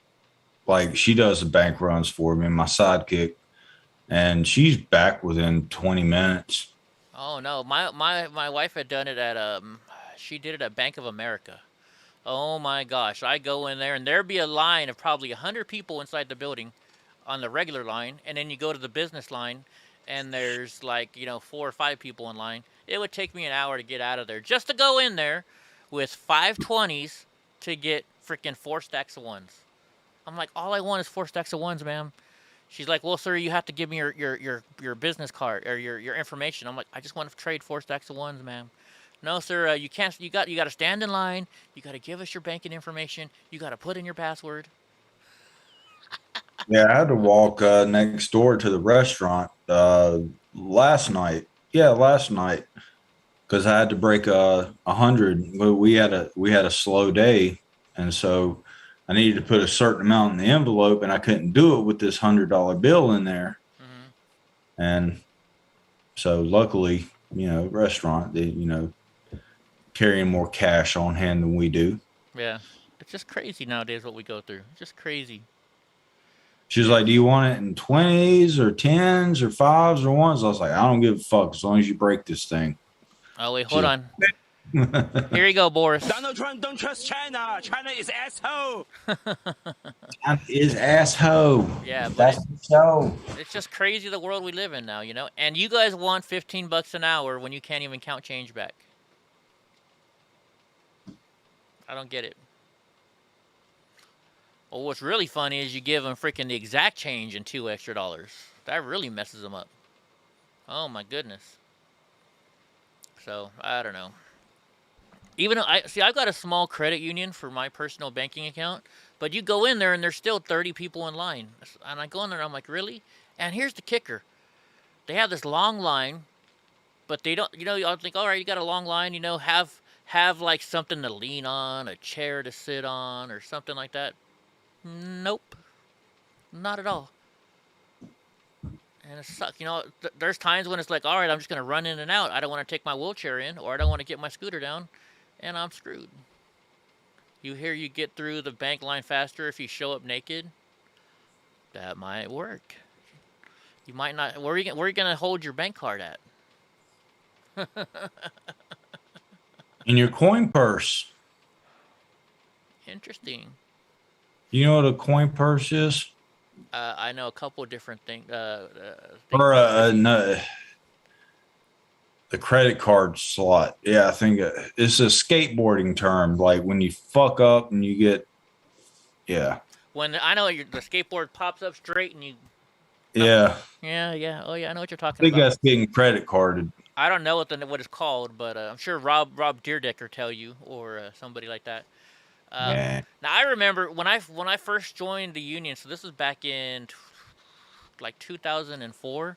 I went to go cash my check at the bank, and the bank I just moved to this area, and they didn't have my bank, so I had to go to their bank to cash the check. And I walked in there, and they had a policy: if there's more than 3 people or 2 people in front of you, and you're the third person, everybody in line gets $5.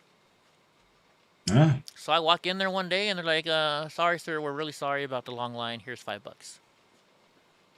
You don't see banks doing that anymore. Has anybody ever had a bank do that? I think it was Bank of the West or something like that. Have you guys ever had that happen?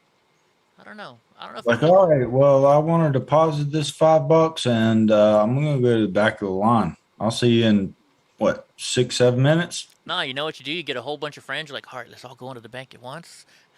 We'll get lunch today. And back then, $5 could buy you some. Well, I guess $5 can buy you lunch now too, right? You go to the $5 menu. You got the Subway sandwiches for $5. Do they even have the $5 footlongs anymore? $5. $5 footlong. I won't go there anymore. Well, number one, Johnny Yuma says I can't eat bread. But number two, they're sponsoring. They sponsor that stupid Megan Rapinoe chick. So I'm gonna just avoid them for a while. It helps out with my diet, and I can say Stephen Curry is one of their sponsors too. Yeah, I like Steph Curry. Yeah, me too. I mean, I love his dad, and he's a great basketball player. Man. His dad was a great man. Yep. So I don't know. Stephen went to the school about 20 minutes away from me. Let's look at. I think there's a new gas station encounters for Kim. Let's see if there is one. You don't go there? They're terrible food for Subway? Yeah, I don't go there either. No, is that the last one that we saw? They still don't have a new one up. They still don't have a new one up. What the heck? Gas station encounters?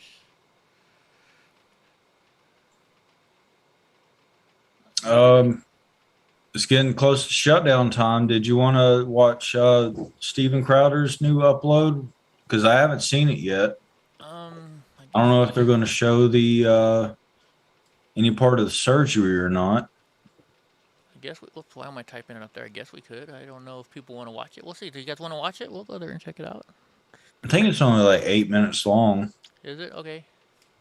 Let's check her out. Because I haven't seen it yet either. Because like I said, I was... what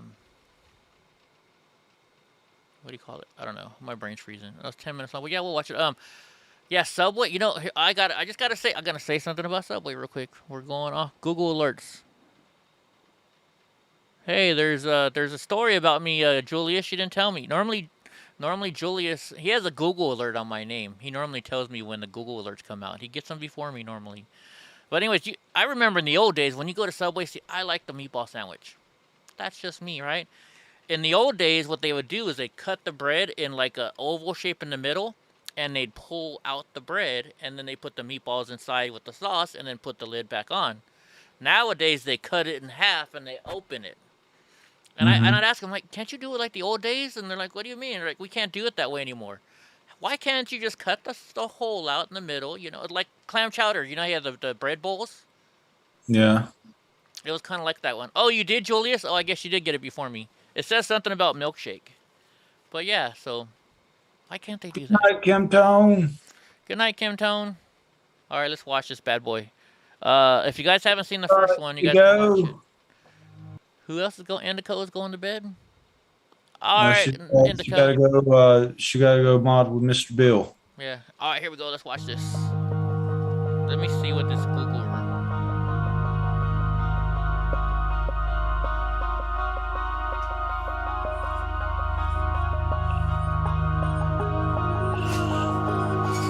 So how was your trip, Ben? It was fine. The least stressful thing going on in my life is honestly the surgery. I'm not really, honestly, it sounds crazy, but I'm actually looking forward to having an excuse where people be like, oh, don't bother them with work stuff.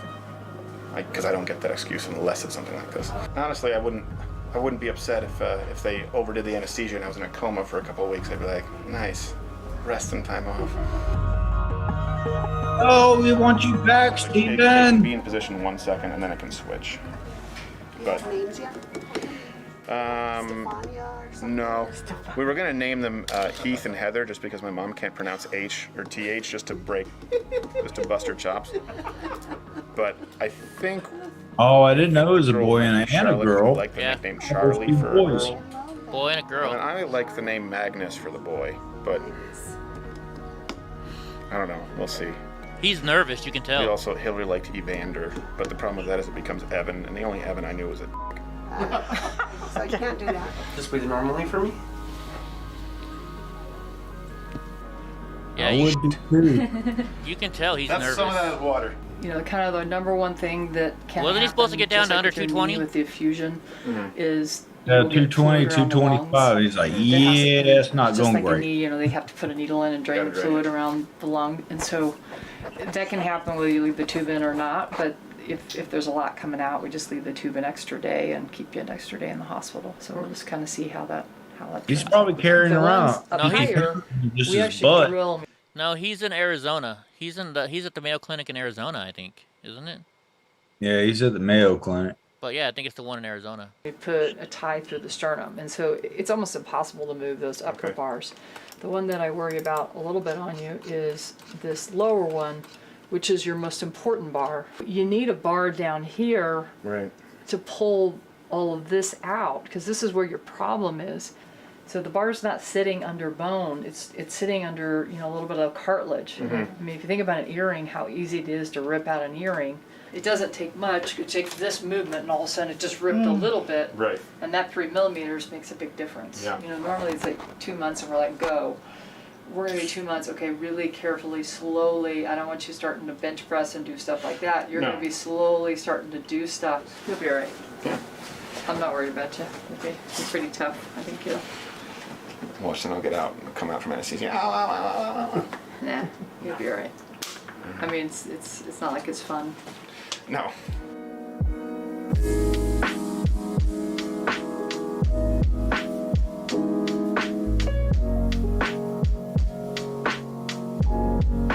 I guess I'm gonna go in for surgery and I'm gonna stick a rod up my pee hole.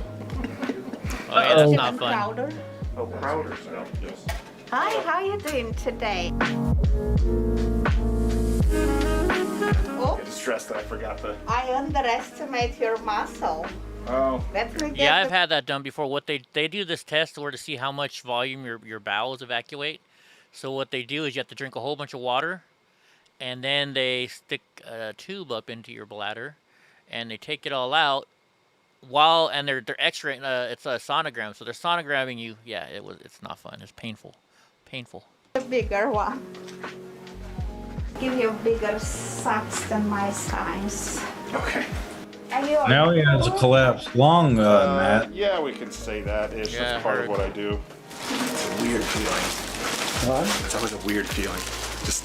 Oh, the necklace? Well, yeah, it just means my bare ass is hanging. It's just always weird. Like, when else do you have your whole front covered? Okay, and in your own words, what are we doing for you today? You're making me super chest. I wonder why they always ask that. I'm the anesthesiologist that'll be working with you today. Oh, you're the guy who takes me just above death. We walk those fine lines very closely, but we've got a whole team just working for you today, as you know. Okay. I don't like the roller coaster thing. It's like paying someone $90 for the day to make me feel like I'm gonna die. Is that racist to say that Filipino are good-looking people? It is racist, but in a good way. And oh my gosh, Asian babies, like when Bill was a little baby, they look like dolls. Oh no. They look like it's just we have these ugly white people. See, he's trying. I've been there. You try and make jokes about everything to calm your nervousness down. Yeah. Oh yeah. My wife hated it. She's like, "Why are you making all these fucking jokes?" I'm like, "Cause it's the only way I can get through this. Just leave me alone." She's like, "That shit's not funny." I'm like, "Well, you know what you got to, you know, when you're scared to death." You're in here. You can make the calls. Shut up. Yeah. When you know, I'm like, I guess I can say I'm like Steven Crowder. I'm a jokester, you know. I used to want to have a fantasy about me being a stand-up comedian, and I was never good enough, right? But I mean, I always like to joke around, and this is how we get. That's why, you know, they say, you know, most comedians are depressed because we make other people laugh to hide our depression, and so this is the same thing. It's the same thing here. We're trying to make other people laugh because we're so scared. That's how I can tell he's scared. Because I've been in this operating room situation many a times before. All right, I got a quick story. I'm going to be like drunk. I'm going to tell a long story. So when I had this 18-hour operation, I've had so many operations now, my veins collapse. They can never get an IV in me. And what they do is they don't let you drink for 12 hours before the surgery. When you're dehydrated, your veins like to get smaller and collapse. So I go in there and the lady's like, "Oh, we're gonna put an IV," and I'm like, "Have fun." I'm like, "You should put it in the main vein because that's the best spot you're gonna get." She's like, "No, I want to put it here. I'm the best nurse in the world. I'm gonna get it."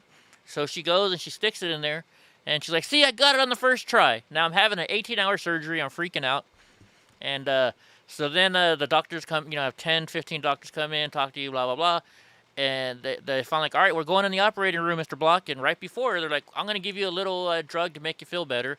And all of a sudden, my hand just starts burning. And I'm like, she didn't get the IV in right. And he's like, "What are you talking about?" I'm like, "My IV's burning." And he looks and he's like, and my whole hand just starts blowing up. He's like, "Son of a bitch, she didn't." So then now all of a sudden, I got two doctors. Yeah, I got. He's trying to get it. He's like, "I can't get it. I can't." And now he's rushing because we have to start surgery right then and there because I'm on an 18-hour timeline. I have to get shit done. He already put a drug, and I think because they already put the chemical in my body, even though it didn't go directly into my vein, that's still going to soak into my body and it's going to come through. So now this doctor has to rejudge how much medicine to give me. So he's freaking out, and I'm just sitting there, and I'm like, "Oh my gosh, you know, what the fuck's going on?" And I'm going to have an 18-hour surgery. And they even told me, like, "Mr. Block, it's a 50-50 chance with the surgery. You might die." And I'm like, "Just do it." So then finally they're like, "Holy shit, we can't get it." And then this guy goes like, "All right, I got the vein." And then he's like, "Son of a bitch, no, I didn't." So now I have 3 people working on me.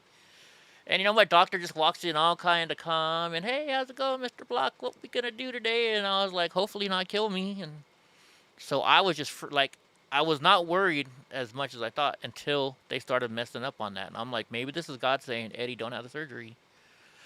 But it was crazy. And that too, when I woke up, I've never woken up where they still had the tube in my throat. I woke up this time and I'm just like screaming because the tube was still in my throat. The lady had to come and take it out. Not fun. He has 2 on the way. Sucks. I do. Oh my gosh. Wow. He got for me 400 of Celebrex, 8 of Decadron, 40 of Protonics. Yeah, 600 of gabapentin and 5,000 of heparin. There's 2 of Ansep and a gram of Tylenol for you back there. Guys, before you wheel him, can we say a quick prayer with him? Please, take your time. You Bill Cosby and me? Moloch, representative from Lucifer. He's looping. Sorry. So I guess that's Crowder's mom. This is the room. This is the room. Back up, Very bright, lots of equipment. I see it on the skip. I'll watch it on the replay. Wait, what happened? No, I couldn't tell who you were talking about. I'll watch it on the delay. Let's see. That not her. That's the nurse. There's Papa Crowder. Yeah, the other lady. I'm guessing that lady right there is his mom.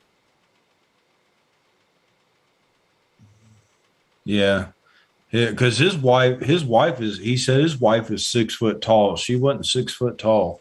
Oh, maybe not then. I don't know. And Mama Crowder. Oh yeah, that's what I'm saying. It's probably Mama Crowder. This is it. I told you, very bright, lots of equipment. Yep. That's a big operating room. That was the stuff I gave you. Mine were never that big. I'm not asleep. No, it affects everyone differently, and people aren't usually asleep. Start sneaking a little more stuff in your ID. Yeah, we'll watch it real quick, Brad. Fentanyl. That's the stuff that kills everybody who do cocaine. I know, but how'd you know? Yeah, It's I know, 'cause inappropriate hands. One of my co-hosts is a recovered alcoholic and addict, and he was like, for him, he said, I stopped doing cocaine when fentanyl became a problem. I really do appreciate all of you guys, how helpful you guys have been. I hate that gas. That gas smells awful. Going to Canadian hospitals when I was raised, they were very scary, so. Big deep breaths, Steven. I'm doing great. Can you open up your eyes really big for us, bud? Open up your eyes really big. I'd give you 70 of rock.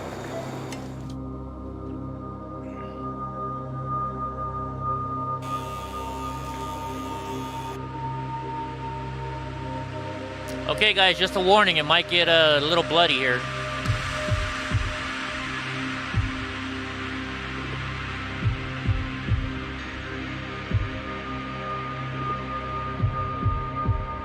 If you look at Wow, Mr. Boris. Crowder from the outside, Brad, for that he tag, I doesn't found have only super something like obvious from like defect, but 3 months inside- ago and 2 years ago.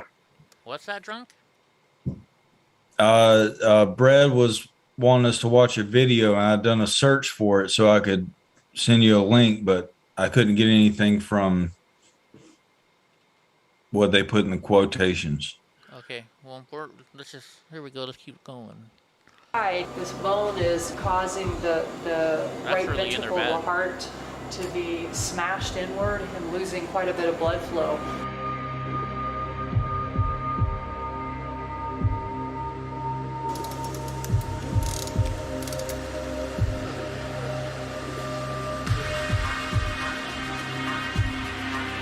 Everyone gets a transesophageal echocardiogram. They have an echo probe that goes down into the esophagus, and we can see the full dimension of the heart. That's crazy. So you can see it 3 bars in now. RV is well expanded. LV function looks good. There's no pericardial effusion. Great. You're all done with surgery. It's about 3 o'clock in the afternoon. Excuse us. Ketamine 20, and then he got total of Ketamine? What the f? That's horseshit. That's what I was just about to say. A little bit. There you go. Is that your line? I want to just pause. Just pause. We're all paused. Thank you. It's our pleasure. I really do appreciate it. Thank you very much. Yeah, I've been like that after you get out of the hospital or out of surgery. You're like, I had this one nurse, and she was, I don't know, Middle Eastern or something, and she had this nose ring, and I was like, oh my God, I love you. Will you marry me? My wife was right next to me. She was not very happy. I was like, oh no, I meant you, babe. Hello. How are you doing? For some reason, the TV, the stations wouldn't work, except for Paramount. So I watched the Marvel Universe Marathon, which doesn't interest me at all. And then the Yellowstone Kevin Costner Marathon, which interested me slightly more. But then there was the Bar Rescue, which that's kind of fun. So talk to me about pain. Where it is specific. Okay, so the pain comes from, well, first off, it's all the time in my back.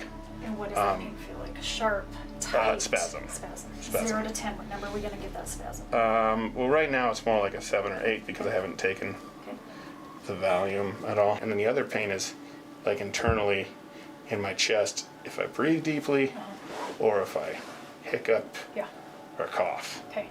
And 0 to 10, what number are we going to give that? Like an 8. Okay. Like a 7 or 8. Yeah. Broken femur is 10, so call it a 7. Okay. These numbers on the incentive spirometer are excellent. So Okay. you're heading in the right direction. I have your travel card. To be honest, I've only had one person tell me that they've actually set off a metal detector before. Just one. Just one, which is odd, but... I don't have one of those Titanium travel rods. cards. Yep. My belt buckle sets it off, and titanium rods. I can't explain it. I have... Okay. Well, now I'm just going to go through security with a titanium sword. You are now on physical restriction. That means no lifting, pushing, pulling, upper body, more than 5 to 10 pounds until further notice. Got it. Now, is that what she meant when she said there was something wrong with my lungs?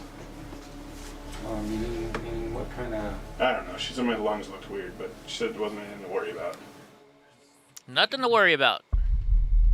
Yeah, computer's Hey, about John, to die. listen, I just got a call from Steven. He says he can't breathe, he feels like he's drowning, and he can't call out to you, and you're not picking up. I just got off the phone with the 24-hour people at Mayo. They say get him to an emergency right away. All right, so get him up, get him in the car, and get him out to the hospital. Get him to the ER. See, I don't set off metal detectors, and I got a lot of metal on my back. All right. Oh, you found it, drunk? Oh, I don't know. It's what I came across. I was asking them if that's what it was. I don't know, because I'm definitely tired, and I'm going to go get this try and get this kitten out and feed her. It's kind of a long video. Oh, is it? 11 minutes? It says it may be inappropriate. It was from August 3rd. Are you talking about an active shooter in Nashville? Brad, let's see. Julius. Oh, Julius has it. Watch VF. QVFG3. Brad says it's the right video. Well, we'll watch part of it. Let's see. We'll see how much I get into it, because I'm like super tired here, guys. Like, I'm Kristen super. Mumford with the Metropolitan Are you talking about this Nashville one? Police Department. This is a critical incident briefing concerning today's active shooter call at Smile Direct Club's manufacturing facility on Antioch Pike, in which 3 persons were wounded by gunfire inside the building. The shooter, 22-year-old Antonio King, an employee of the company, was fatally wounded during a confrontation with South Precinct officers at the intersection of Antioch Pike and Franklin Limestone Road. The investigation indicates that King fired his .45 caliber semi-automatic pistol inside the facility without anyone being wounded. King then engaged in a shootout with the security guards through the doors of the facility. King fired more than 20 shots. The security guards and a manager were wounded. It is believed that King was also wounded by their gunfire.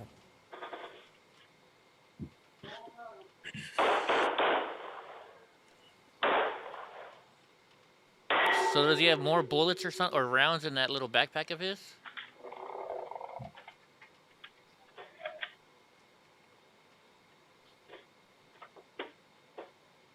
Send a social worker. Right? Wonder what... Oh, he's got the extended mag, too. Uh-oh, he's got that extended mag. 911 calls came in at 5:58 a.m. Hello, 911. He got a warehouse shooting in Antioch Pike. I can't talk because the gun, he's shooting everywhere. Are you Miles already. Hey, look how many handicap parking spots they have. I love it. 911? What is the address of your emergency? I don't know the physical address, but it's Smile Direct Club. 1630. How do you know you not know your work address? Yeah. Antioch Pike? Yeah. Yes, ma'am. Wow. We have a call. I have an active shooter on. Is someone injured? In the South, we don't know addresses. We just know how to get to places. Okay, we're getting help out there, but please keep me on the line, and if you can, keep yourself as safe as possible. Okay. Okay, I'm trying. How many people are you with? We cleared the office area, and we're trying to clear people in the parking lot. People's seeking shelter in between the vehicles. I don't have a head count, but the kitten cries every time Brownie leaves her. He's still on foot, I believe. Do you think the suspect's in a He's still on foot, walking. You having fun with the cat, Brownie? The shooter has a green shirt on and a sling pack around his shoulder, and he's walking beside the building currently, still shooting. All right, we got try to keep yourself as safe as possible. Again, keep me on the line. If you can't, just keep the line open, okay? When you say he's around the building, do you know which corner? Yeah, I'm sorry, you're cutting out. Do you know which side? That always gets me. I don't know if it's southwest, right east. Pike Road, the main road. Okay. So I see the cops topping the hill. Okay, just stay on the line with me until you can make contact. Just try to keep yourself as safe as possible. Let me know if anything changes, okay? Yes. You want me to open up my Compass app, bitch? In the grass? Yeah, I always have trouble with right that. beside the road. Boy, look at that. He's still shooting more. Right by the road? Hold on one second. Yes.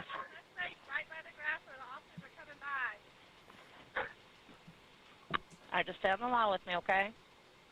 Okay. They got some pretty good video cameras there. Ma'am, stay. Y'all. No, don't go in. We got an active shooter. Yes, he's still on the premises.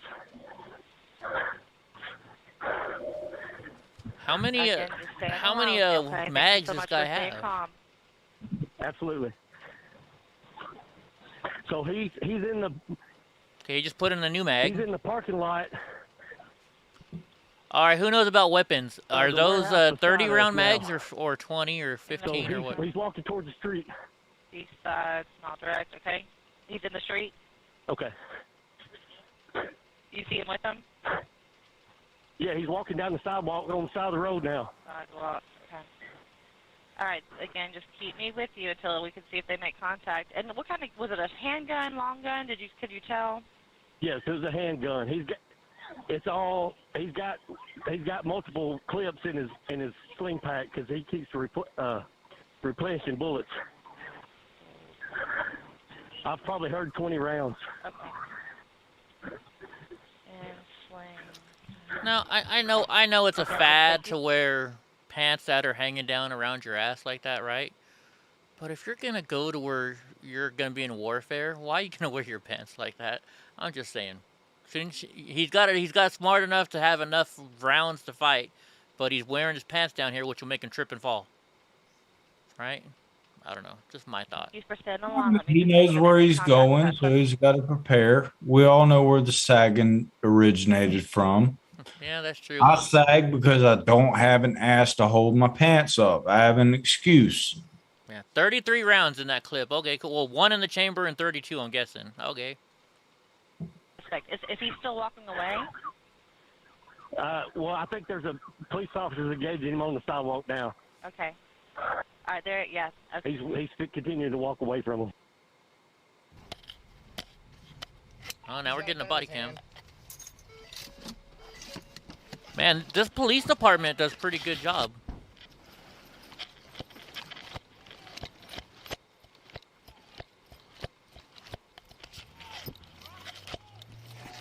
Yeah, skinny jeans, right?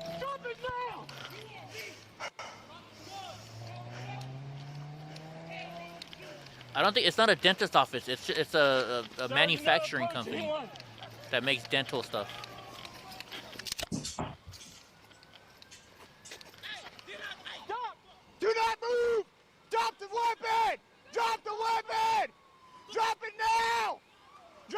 know if it's a former employee. Like, why would you attack that specific place? I don't know. If you didn't work there.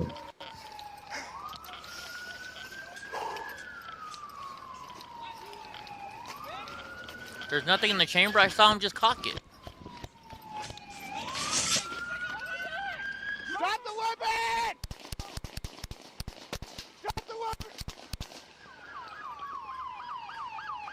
Do not move! Do not move! Do not move! Do not move! Oh, but mainstream media will tell you that since he's a black man, he would have been shot on sight. Whoa, the heck? This guy just got up after being shot that many times. He's getting up. He must be on some drugs, huh? If he can do that. Or is that just adrenaline? Well, I was going to say earlier, like the time that they said this is at. Oh, okay, Bubba, I'll let you out. Just 1 second. The time that they said this was happening, I'm thinking methamphetamine. Absolutely. Oh, maybe they didn't shoot him. Maybe they got him with less lethal. All right, Bubba. Okay. I don't see blood. It must have been beanbags.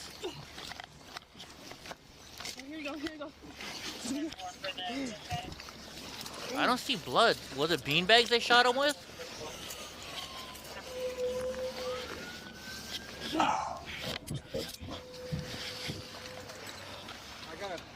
got a gun once. Bottom right.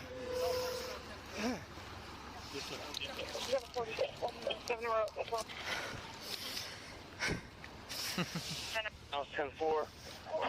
So we still need an ambulance for the suspect.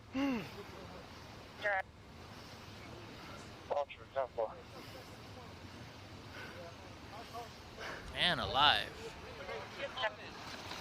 So I think they hit him with the what? Not less lethal. What do you guys think? Or did they really shoot him? Oh, yeah.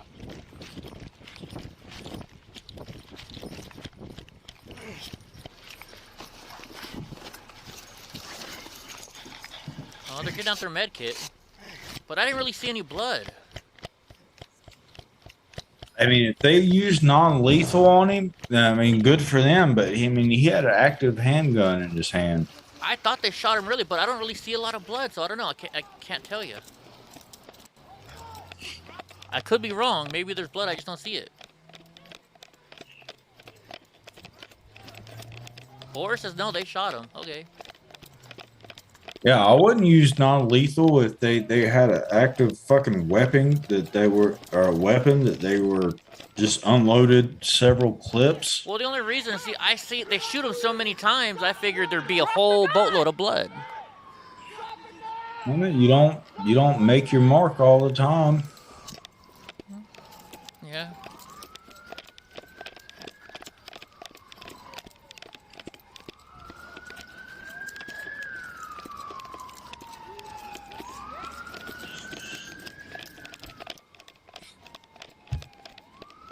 Drop the gun!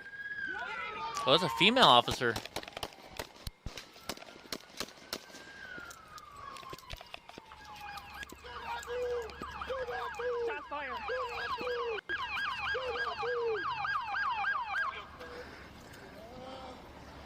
Back up, Bowers! Back up! Did she shoot too? Where's the gun? I doubt it. She's downwind. But there's Julius just said she. No, Brad said she's under review for shooting behind fellow officers. So she must have shot too then. Yeah, that's probably not a good idea. And he's resisting still. How'd he get shot that many times? He's got to be on drugs. It's got to be adrenaline. Unless they missed a couple times, quite a bit, like you guys said. Doesn't look like he's got anything to 2 to the head and 3 to the chest, and he's still moving around like that? PCP, baby. I thought PCP wasn't a thing anymore. Officers were on the scene within 5 Oh, minutes no, and confronted him as he walked on Antioch Pike. I don't know. They I repeatedly don't commanded him to drop his gun. do drugs, so I King don't know. refused. I don't fuck with drugs anymore. I never took PCP. I was too scared of it. And Officer Cheryl Kinchlow who graduated in March of this year, fired during the confrontation. Drop the weapon! Drop the weapon! The actions of Officer Kinchlow in firing 2 shots, given the vantage point represented by her video, are under review by the police department. Drop the gun!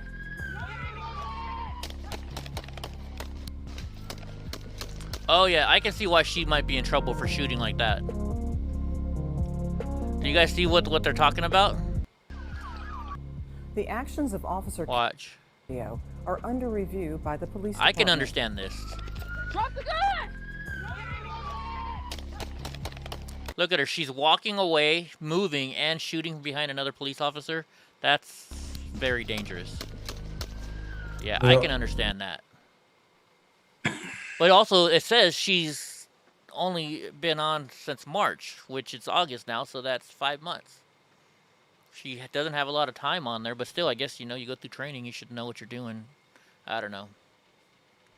Well, you got to think this hat only being on there 5 months. This has to be her first time being in this type of situation. Most cops don't ever get in this situation.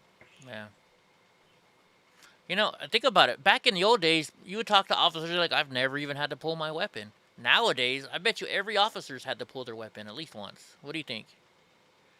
No, I have to ask my people. Thanks for sharing it, Britt. I appreciate it. No, I enjoyed watching that. If you would have brought that up last night, I could have talked to one of my city cops today. Something. I just got something from YouTube. I hope we're still on.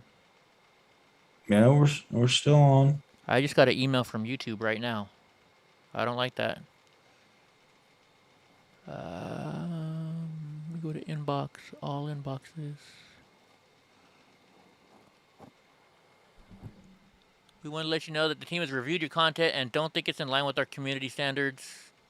As a result, we've age restricted your video. Oh, the Derek Chauvin trial.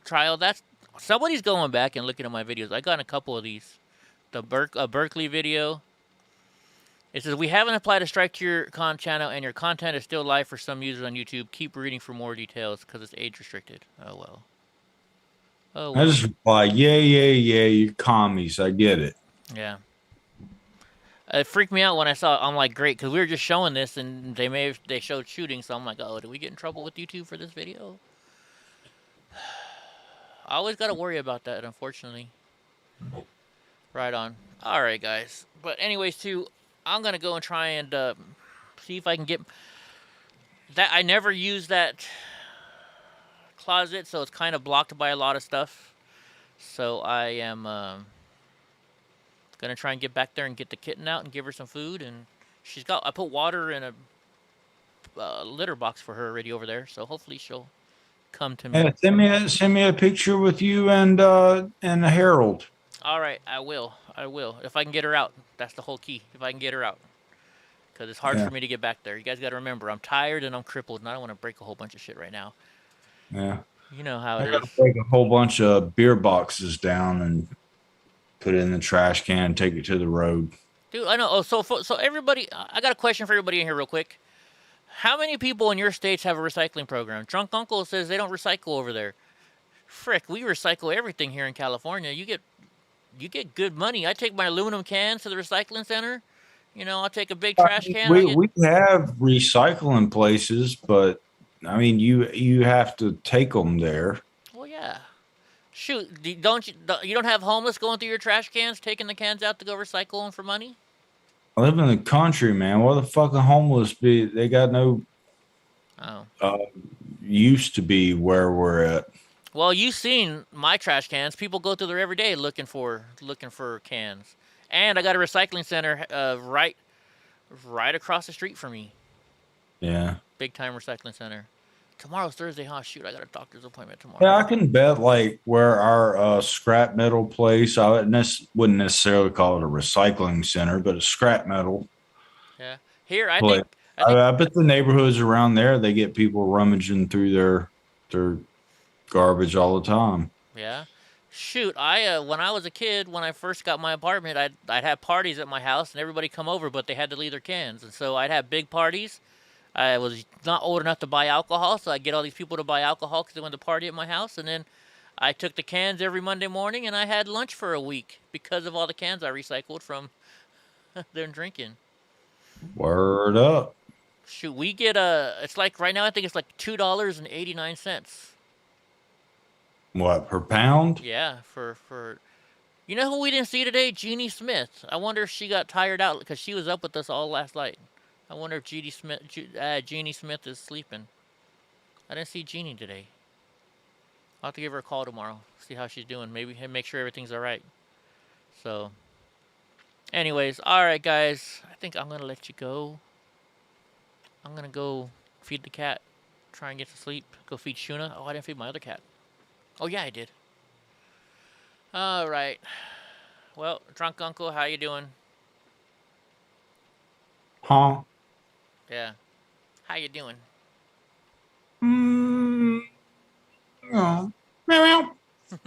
There you go. Right on, guys. All right. Everybody have a good night. Thank you for being here. Hope you enjoyed the show, and we'll see you tomorrow night. Bye-bye.